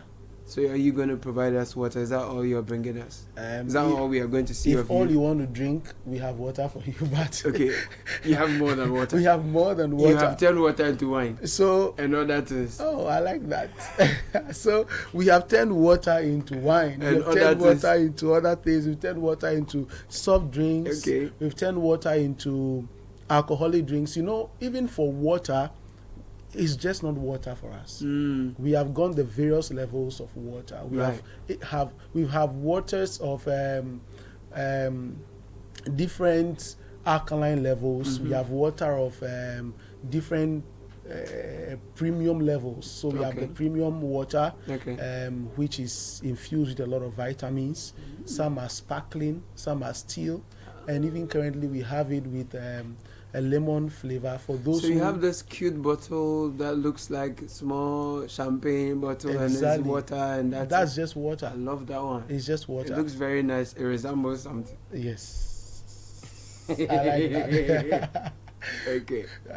So even the water, you're not just doing water, you've gone into other variations of it. Not at all. You know, we are doing a lot of other variations. And we have progressed into doing soft drinks. Okay. You would have heard of Bell Cola, Puka, Tamarinda. You would have heard of all this Squeeze, is from Bell. All the Bell, Squeeze families and all that. I mean, we have invested a lot into soft drinks. They are in plastic bottles, they are in glass bottles, they are in can bottles, and actually we have mixes that people use for cocktails: bitter lemon, tonic of various variations. You know, we have hibiscus tonic, we have cucumber tonic, we have ginger ale. We've been doing a lot of innovation. I mean, in right here in Ghana. Right here in Ghana, everything is produced right here in Ghana. Because this morning we read in the papers that annually we import about $200 million worth of beverages. And so if you are doing this, it means that you are doing some solid job in that line, you know? Yes, and it will be very good that even the Ghana's government is able to place some restrictions on what can enter into the country, like our neighbors are doing, even though there is the free trade area for African brands. You think that we need to first build capacity? Exactly. Because when we want to enter others, it's not as easy as we are able to let others come in to compete with you. Okay, so let's talk about the all-white Christmas party, the situation, right, which is happening on the 24th at the East Legon and the Bridge. What should we expect from Bell Beverages for those of us who are coming to have a good time? If we see you, what's your promise? You know, Bell Beverages, we offer a lot of varieties, right? Last year we were there with our soft drinks, Bell Cola and the rest, as well as alcoholic drinks, Bell Ice. And this year we are bringing this and many more. So if it is Bell Ice you want, which is your fruity drink with a pinch of alcohol, or you want energy with a dose of alcohol, which is our vodka mix. So some energy drinks. So I'm seeing this one in front of me. This is Bell Ice. Yeah. Okay, so that's the vodka energy mix. It has alcohol. What's the percentage? 15%. Okay. 15%. Solid. Yeah. And then we have black mix, which is alcohol plus cola. If you've taken the famous Bell Cola, then this is Bell Cola plus whiskey for you. I see. You know, and for those who don't know how to or are learning how to mix their whiskey and cola or other mixes, that's a very simple equation. Ready to drink, perfect for you. No long things. What else do you have? You know, madness. And as well, the Bell Ice is in various flavors: pineapple, lemon, and orange. We bring in you Bell Pack tissues, pocket tissues. And then we'll be doing a few cocktails. If things go well, we'll be doing a few cocktails with our mixes. So we are bringing a lot of variety. So on the night, there will be no shortage of Bell goodness. Shortage is even an understatement because, you know, on the night there will be, you know, when in the Garden of Eden there were 4 different rivers flowing. There will be rivers flowing. You can't. No, there will be Bell rivers. There will be Bell rivers. That's what I'm saying. In the Garden of Situation. Exactly. At the underbridge. You are carving it well. You understand? That is what's happening. There's going to be Bell rivers flowing throughout the entire space. When we finish, you say, "Out of my belly shall flow rivers of Bell beverages." Now you talk about. So this festive season, I mean, we'll be having a lot of guests at home, a lot of events will be happening, and all of that. People would like to treat their guests at home and other functions to some goodness. Is Bell available?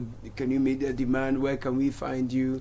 Yes, you know that we have arguably one of the best water brand in Ghana, Bell Aqua. And from that quality, we have extended our quality production to all our drinks. You know, Bell or Blow Group has offered you or is bringing you everything you need for your party, from the water to the soft drinks to the alcoholic drinks to tissue and even to disposables. We do the take away or take out packs, the disposable cups, disposable spoons, and you can find all of these items at any of our depots spread across the country. We have distributors also who are distributing for us all across the country. So I mean, even in the market, you enter and you mention Bell, just look out for Bell. You will have more than 20 people bringing different Bell products to you. If you just shout the name Bell, we are everywhere and you can find us in your corner. I see. That's a good one. Your final message for us before you go this Christmas, Charlie. Are you doing something? No? First, as a responsible company, we want to say that even though it's a time of fun, jubilation, some people are having double jubilation because of elections or whatever. Drink responsibly. Okay. You know, we don't want you to overdose and drive. Shouldn't indulge. Exactly. Get into the state of debauchery. Exactly. You know, our drinks are so good and if you are not careful, you'll be galloping it in without knowing that you are. So make sure you know drink your limits. responsibly. Drink responsibly. Okay. You know, it's very important. And we want to invite everyone to the Situation Party, the all-white party, isn't it? And it is the biggest party for the December. So make sure you are available to party with us and with your friends. Magnus Day.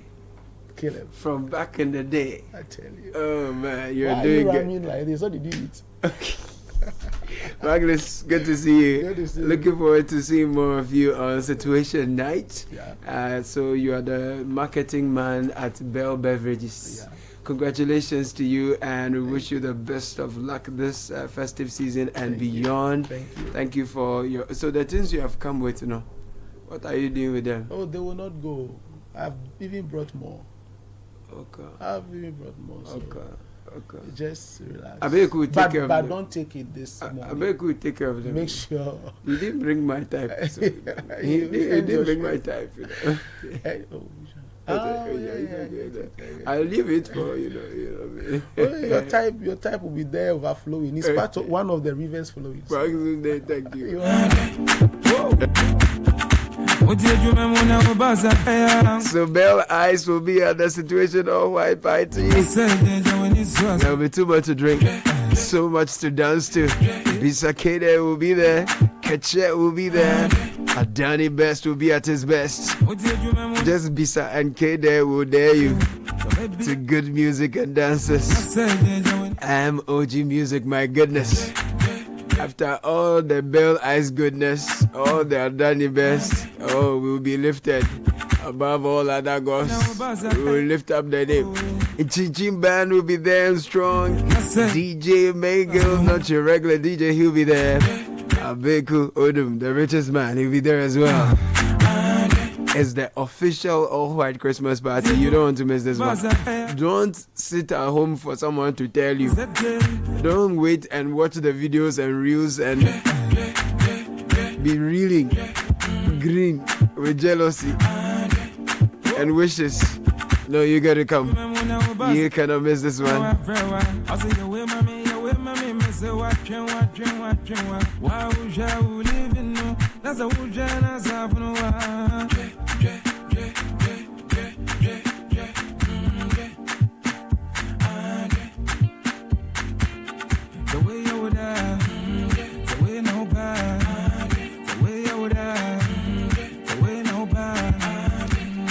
Now, if electricity bills are killing you, if the inconsistent supply of power is frustrating you,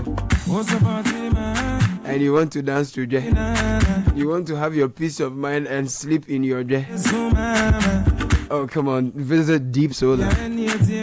Deep Solar Ghana has you covered. For only 58,000 Ghana cedis, you can go fully solar and enjoy independence from the grid. No more power worries, just peace of mind, savings, and good music like Jay.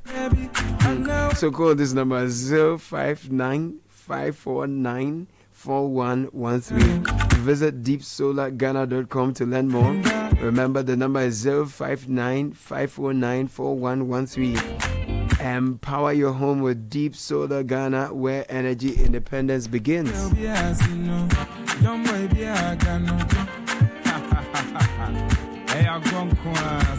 Now, if you're looking for an easy way to manage your business finances, Build Financial Technologies is the trusted platform for businesses across Africa, effortlessly handling invoicing, payments, and payroll with secure, advanced encryption. Save time, reduce costs, and enjoy live support with local integrations. Visit www.build.africa, download our app, call us 0308 040007 today. Build, do more with less stress. I know you want a British degree at a fraction of the cost, and you're looking for a vibrant student experience in a community that equips you with useful employability skills, taking you steps closer to the career of your dreams. You may not know where to get that, but it's possible to get all that right here in Ghana. On top of that, you get to enjoy up to 50% scholarship for your degree The only place you can get this is Lancaster University, Ghana. You'll be taught by the finest faculty trained to UK standards, and you can get a tour of the campus even before you enroll. For more information, please visit www.lancaster.edu.gh. Email us admissions@lancaster.edu.gh. The number to call is 020-960-7008. Lancaster University, Ghana, the only British university campus in West Africa. Nathan? Yes. It's the season to spread love and joy to the people who matter the most. Omnibank's fast, reliable, and stress-free remittance service makes receiving money from friends and family and business partners abroad really easy. So whether it's via MoneyGram, Ria, Western Union, Transfers, World Remit, or Unity Link, you can access your funds instantly at any of our branches nationwide. If you want more info, call 0307 086 000.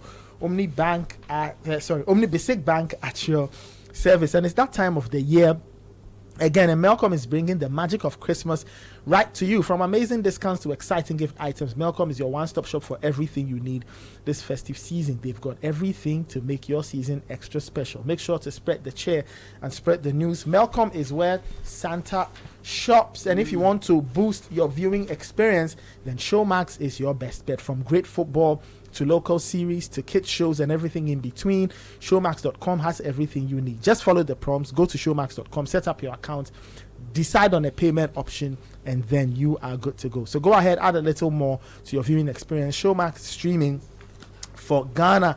And if you are looking for litigation-free land, then you need to speak to Royal Kingdom Estate. They are cantonments opposite Soul Clinic International School, and they have properties in prime areas like Accra and Ibri with land starting at 90,000 cedis, and they offer flexible payment options. Send them an email, info@Royal Kingdom Estate, or call them on 0557 555 909 or 0272 778880. Royal Kingdom Estate, building communities and nurturing dreams.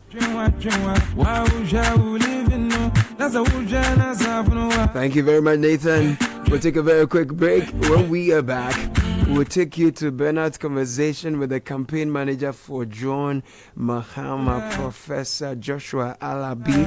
Interesting conversation into the composition of Parliament, what went into their campaign, and what we are to expect from an NDC majority and an NDC John Mahama presidency. Taking a very quick break. Stay with us. We'll be right back. This is the Citi Breakfast Show, the city's biggest conversation. It's time to maximize and grow your business exponentially. Just ask me how. Woodye, Bisame. Are you a shop owner, seamstress, trader, mechanic, or artisan? Are you a hotel or hospital owner? Or do you have a phone, a TV, car, house, or any property to sell? Bisame app is here to help connect you to customers. All you need to do is register your business, reach more customers, and watch your sales soar high. With Bisame app, your security is assured. Our trade assurance ensures that your online purchases are secure. Just locate the item you want to buy from any social media platform. Inform Bisame. They will call the seller to bring the item to their office for inspection before you make payment, and they will ship the item to you wherever you are. With our in-app video calls, Bisame app gives you more safety. Download Bisame app on the Google Play Store or the App Store today and unlock endless possibilities. Grow your business, connect with customers, and enjoy success with ease. This Christmas, let the road you travel lead you to a place where comfort meets magic. Welcome to Peduasi Valley Resort, where the ultimate Christmas experience awaits. Indulge in a relaxing massage at our luxurious lavender spa, or revitalize yourself with a refreshing workout at our fitness center. We promise the most rejuvenating Christmas ever. Savor sumptuous continental and local breakfast options to begin your day right. Our lunch and dinner buffet with the live band music offer the finest Christmas delicacies to make your festive season unforgettable. Don't miss our special Super Soul night and DJ night with friends. Ready for some adventure? Explore our zoo and playground where fun knows no bounds. When it's time to wind down, take advantage of our special room packages available exclusively this festive season. For reservations, call 0540-125-555 or 0540-125-554. Peduasi Valley Resort. Live life. Win big big. Just buy any Samsung, TCL, Media, and NASCO electronics and appliances and stand a chance to win free TVs, air conditioners, washing machines, refrigerators, gas cookers, chest freezers, home theaters, small kitchen appliances, and many more. How to enter? Dial star 920 star 888 hash. Select option 1 to enter raffle. Select region of purchase. Enter item serial number and you're good to go. Increase your chances by buying more to enter multiple times. Follow us for weekly and monthly winner announcements. Terms and conditions apply. This is approved and regulated by the National Lotteries Authority on the Caritas Lottery platform. From the comforting hugs and reconnecting moments to the thoughtful eulogies, funerals, whether big or small, must be dignifying. And that's what Lashibi Funeral Homes and Crematorium was set up for. From our state-of-the-art facilities for preserving remains through our 450-seater chapel to our meticulously managed cemetery, we've got these and everything else you might need in one place. So if sending a loved one off in a dignified manner matters to you, reach out to Lashibi Funeral Homes and Crematorium immediately you lose a loved one. Call us on 050-953-2409 or visit us at lashibifuneralhomes.com. Lashibi Funeral Homes and Crematorium. Dignity for the deceased, comfort for the bereaved. Big is better. Broom is best. Happy moment starts with Broom. Buy one and get one free. It is Broom. Up to 25% discount. Buy an LED TV and get another TV for free. Buy an air conditioner and get a ceiling fan for free. Simply act of Broom. There is more for everyone in Ghana. Free gifts and more on Broom freezers, refrigerators, and many more. Rush to your nearest Broom dealer or 0800 100 247. Broom leaves you with a smile.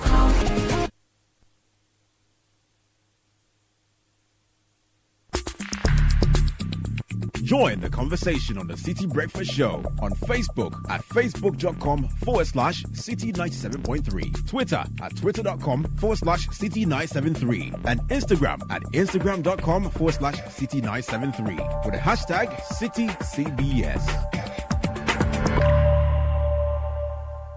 This is the Citi Breakfast Show, the city's biggest conversation. The Citi Breakfast Show. Rise above the noise. What does NDC hope to do with such a big majority in Parliament? You know, once the people decided on two-thirds majority for the NDC, it means that they want us to use our numerical strength wisely and also use it in their interest, right? It means that they've tested just slight majority, hung parliament, and they believe this time we should test this to see what this can do for all of us. Some people believe that when you have to test majority, then it's going to be a rubber stamp parliament. But I don't believe in that. I don't believe that. I don't believe in that because it is only 4 years you have to go back to the people to account for what you have done. So whatever you do, you should have the people in mind, and to tell yourself that in 2.5 years' time, you may start another campaign. And what are you going to tell them? And how did you use the two-thirds majority? Now, in our manifesto, we had a lot of programs that we want to implement. And of course, the people accepted that through the votes that they gave us. So it means that we should do everything possible to give that to them. So when any of the programs that require parliamentary approval, they expect us to use the two-thirds majority that they voted for, the program that they voted for, to get these programs through. And I'm sure that this is what they'll be expecting from us, not to use that to intimidate or to always rubber stamp what the executive brings to Parliament. You were in the Parliament of 97 to 2001. Yeah. When you look at the way Parliament works, how different is the situation then? Because that was the second Parliament in the Fourth Republic. Then 93 one was the first, and there was essentially no opposition. Yeah. In this Parliament, you had close to two-thirds, but not much, not really two-thirds. This 97. Based on your experience there, what do you think this Parliament should do to acquit itself correct before the Ghanaian people? Sometimes you might think that when we are strong, you should use that to bully. But I think that when we are strong, you still need to carry everybody along. So there must be some degree of consensus building. We should spread out to, our colleagues at the other side to make sure that, I don't think they've come to Parliament because they've come for themselves, but they come to Parliament for the entire nation and for their the people they represent. So as a team, and as a parliament, which is one parliament, anything that comes from parliament should come from all of them, and there must be a series of discussion. When during my time, we had absolute majority. Yes, that's true, but we had a parliament where consultation was at very high. I quite remember I was on the business committee of parliament where we had the likes of G.H. Mensah, Nana Akufo-Addo, G.H. Owusu-Achampong, and the discussions there were more of what do you call it, relationship building than just imposed. So we just go to parliament, read the business of the day, of the weekend. It's quite something that everybody accepts.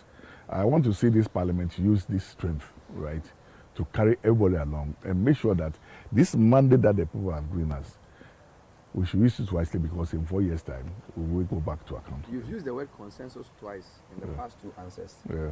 The president-elect has also said he will hold a national economic dialogue to discuss the true state of the economy. He's also hinted in an interview with VOA that on education, he will need to build consensus on how to solve. Should we take it that even though Mahama has such a resounding mandate, consensus is going to be one of the key words for his approach to governance? Yeah, there must be consensus, because I'm not a lawyer, but I think some time ago when I read some law in the 70s, my business courses, I read something about oppression of the minority, where the minority could be right, but then the majority could use that to push them down. I don't think that in all cases the minority is wrong. I don't think so. So there are times that the minority too have very, very solid points, and the points must be factored into decision making. So I agree with His Excellency President John Mahama that there must be more of consensus building. We all know that we have problems with education. We can't run away from that. For the purpose of campaign, people could just say anything. But the reality on the ground is that, especially with the free HSS, I mean, it's a crash. We have to admit that. But you see, you cannot get up and you tell yourself that, yes, we have won to test majority, so we are going to push what we want to do to the people. There were people who are in MPP, but they had their awards in school. We have parents who have interest in that. And I think that we have various institutions who have interest in that. How can we bring all of them together to tell ourselves that, look, this is what we have done? And for that matter, this is, can we discuss what we have to do to bring this in right? Ideas will come up, and at the end of it, we all agree on the idea and then define a blueprint to move forward. He did that when he was the president with the Senchi, what do you call it? And it was beautiful, and that's what the package that he took to the IMF. It was Zinc and NDC package. Okay. So I think that this time around, he should do that. And in doing that, one good thing about that is that every leader must try as much as possible to carry the people along, right? You must be able to communicate your vision to the people and where you want to take them to. But you cannot communicate that to them when they are not involved in the decision making to that decision. So when you communicate to them, then it means that collectively we own it. They own it, you own it. And all of us must make sure that we get there. And that's one very important thing about the consensus building, collective ownership. You are very strong on leadership. From UPSA, we know leadership is one of your favorite subjects. I have 2 leadership questions for you. The first one, you've worked with Jerry John Rawlings, you work with Mills, you work with John Mahama. How different are their leadership approaches? Everybody has a style, everybody has a style. And if your style works for you, fine, works for you, fine. Rawlings has a style because his background for the military, and sometimes a little bit pushy, you have to get there. I work with Mills as a board chairman somewhere, but not directly under him. But he was a very cool guy, and he has his also cool style where he believes that, look, as a lawyer, things must be done with the law. Move on. President Mahama also has his style. He has his style, and I see more of somebody who likes to build relationship leader, where he needs to understand himself and see where you all move together. Okay, so he's not that type of leader who will say, I say, let's do this and that.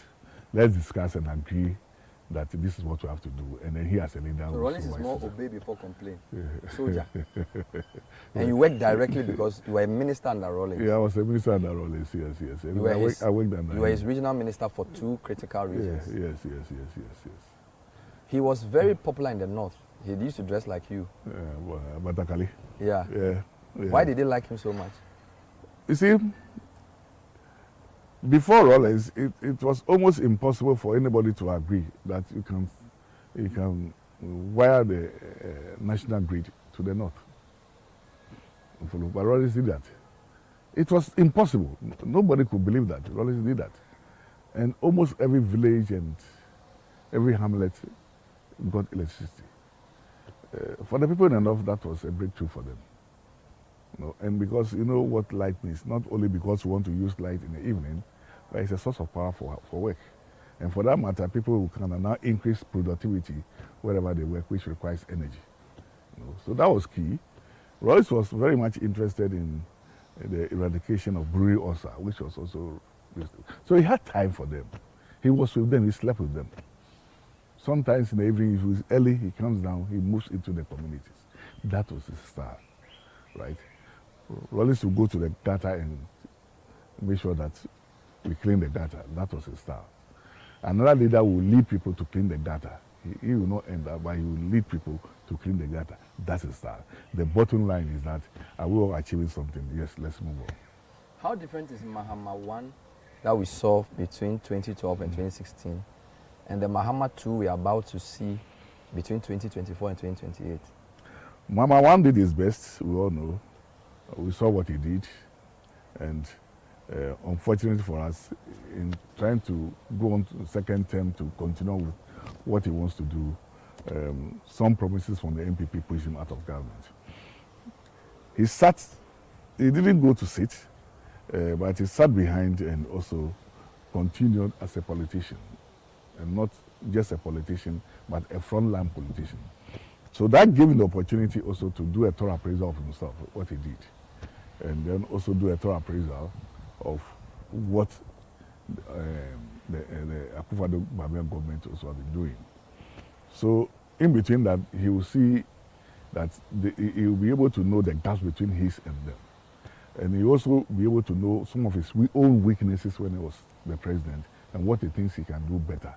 So Mahama too is coming in with new ideas, very fresh, having done thorough appraisal of himself and what is happening. Is coming out something fresh and something new to lead us. I see better quality coming out from Mahama too. I see more quality leadership coming in.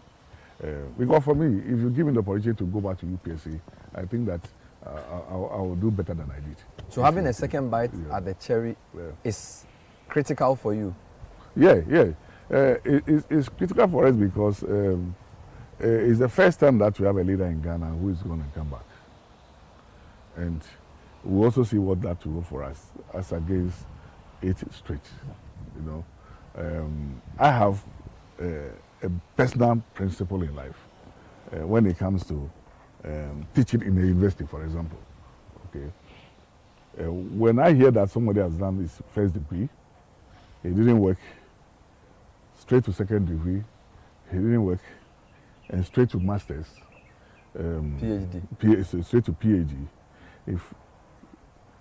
If I want to employ a teacher and I have somebody who did his first degree, he worked, did the second degree, he worked, I may go for him for that practical aspect for the students.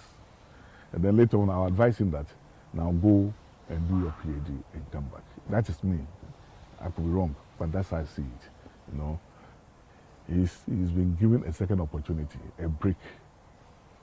He has studied the system in Ghana, weighed that against what he did. And with all humility, I'm very confident he's coming with something better than he did. And if he's coming with something better than he did, and we all agree that he did very well the last time, then obviously we'll know what it's coming out with. So judgment will be better because of experience. But we are told the pressure. You have almost 190 MPs. Yeah. He's saying he's going to have only 60 ministers. Yeah. So we're already seeing a lot of lobbying. So there would also be disappointments when you have a massive victory. A lot of people want to be rewarded, and yet he promised the people of Ghana a lean. In fact, if you go through his social contract, constitute the leanest and most efficient government under the Fourth Republic in its first 90 days. So an impossible task of a small government with a massive pool, that's going to be challenging. Challenging, but I think that he knows exactly what he wants to do, and he must be able to do that. You know, before any member of parliament, before you present yourself to contest for election, you already knew that Mama will be going for 60 ministers. So there's a possibility that you might be a minister and you not be a minister. And for me, I always fall to the low level when it comes to planning for my life, right? So there's a possibility that you will not be a minister, but you are an MP. You have something to contribute, so you will contribute. When another opportunity comes for you, you may be moved to another level, you know. Because it's not only MPs who are going to be ministers. We have people outside who also work very well. And some of them will be ministers and some of them will not be ministers. And like I've said somewhere, you see, the whole thing, I see the president like a football coach, right? Where we can have a lot of players. And maybe the number 10, you may have about 5 people who are very good at number 10. But depending upon the formula that you want to play, one number 10 might be more suitable in that formula than another one. That does not mean that number 10 is no good. You follow? Another match, different formula, you may go for that number 10 and put in and you drop this one. So if everybody is good, but depending upon the formula that he knows how to fix his ministers to achieve the results that he wants to achieve. And I believe that if you are lobbying and giving him pressure, you will just allow him to make his decision. The state of the country he'll be responsible for that decision. Economically is tough. The IMF this week said that Ghana's economic recovery is fragile. Yeah. You know the economic situation we've been in since 2022. Inflation went to the mid-50s, exchange rate very low. So we are in a very difficult economic time. Yeah.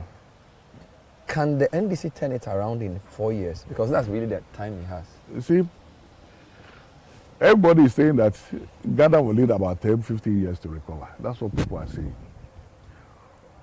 Which means that you might not be able to do everything within 4 years. But the people must see signs of good recovery. That is, the foundation must be there. If they don't see signs of good recovery, then that's where the problem will be. You follow?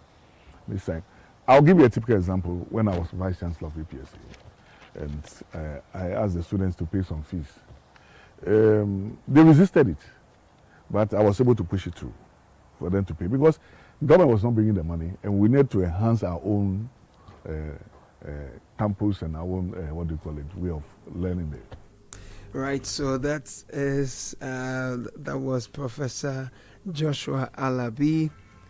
He sat with Bernardino Koku-Avle on Point of View last night, reflecting on the NDC's victory and projecting into the future, looking into what a future John Mahama presidency and an NDC majority in Parliament will bode for the people. Godfred Odum. Abeku Odum, the richest man, was on production. It's top of the hour. Thank you for doing the listening. Now your Yokote will continue with Branch in the City. This is your favorite dial, Relevant Radio always. My name is Caleb Kuda. Hawa Idrisu is here, looking resplendent in her colors. So this is yellow and the other one is what? Purple. Right. Good morning to you, Hawa. Good morning, Caleb. Coming up, Osino District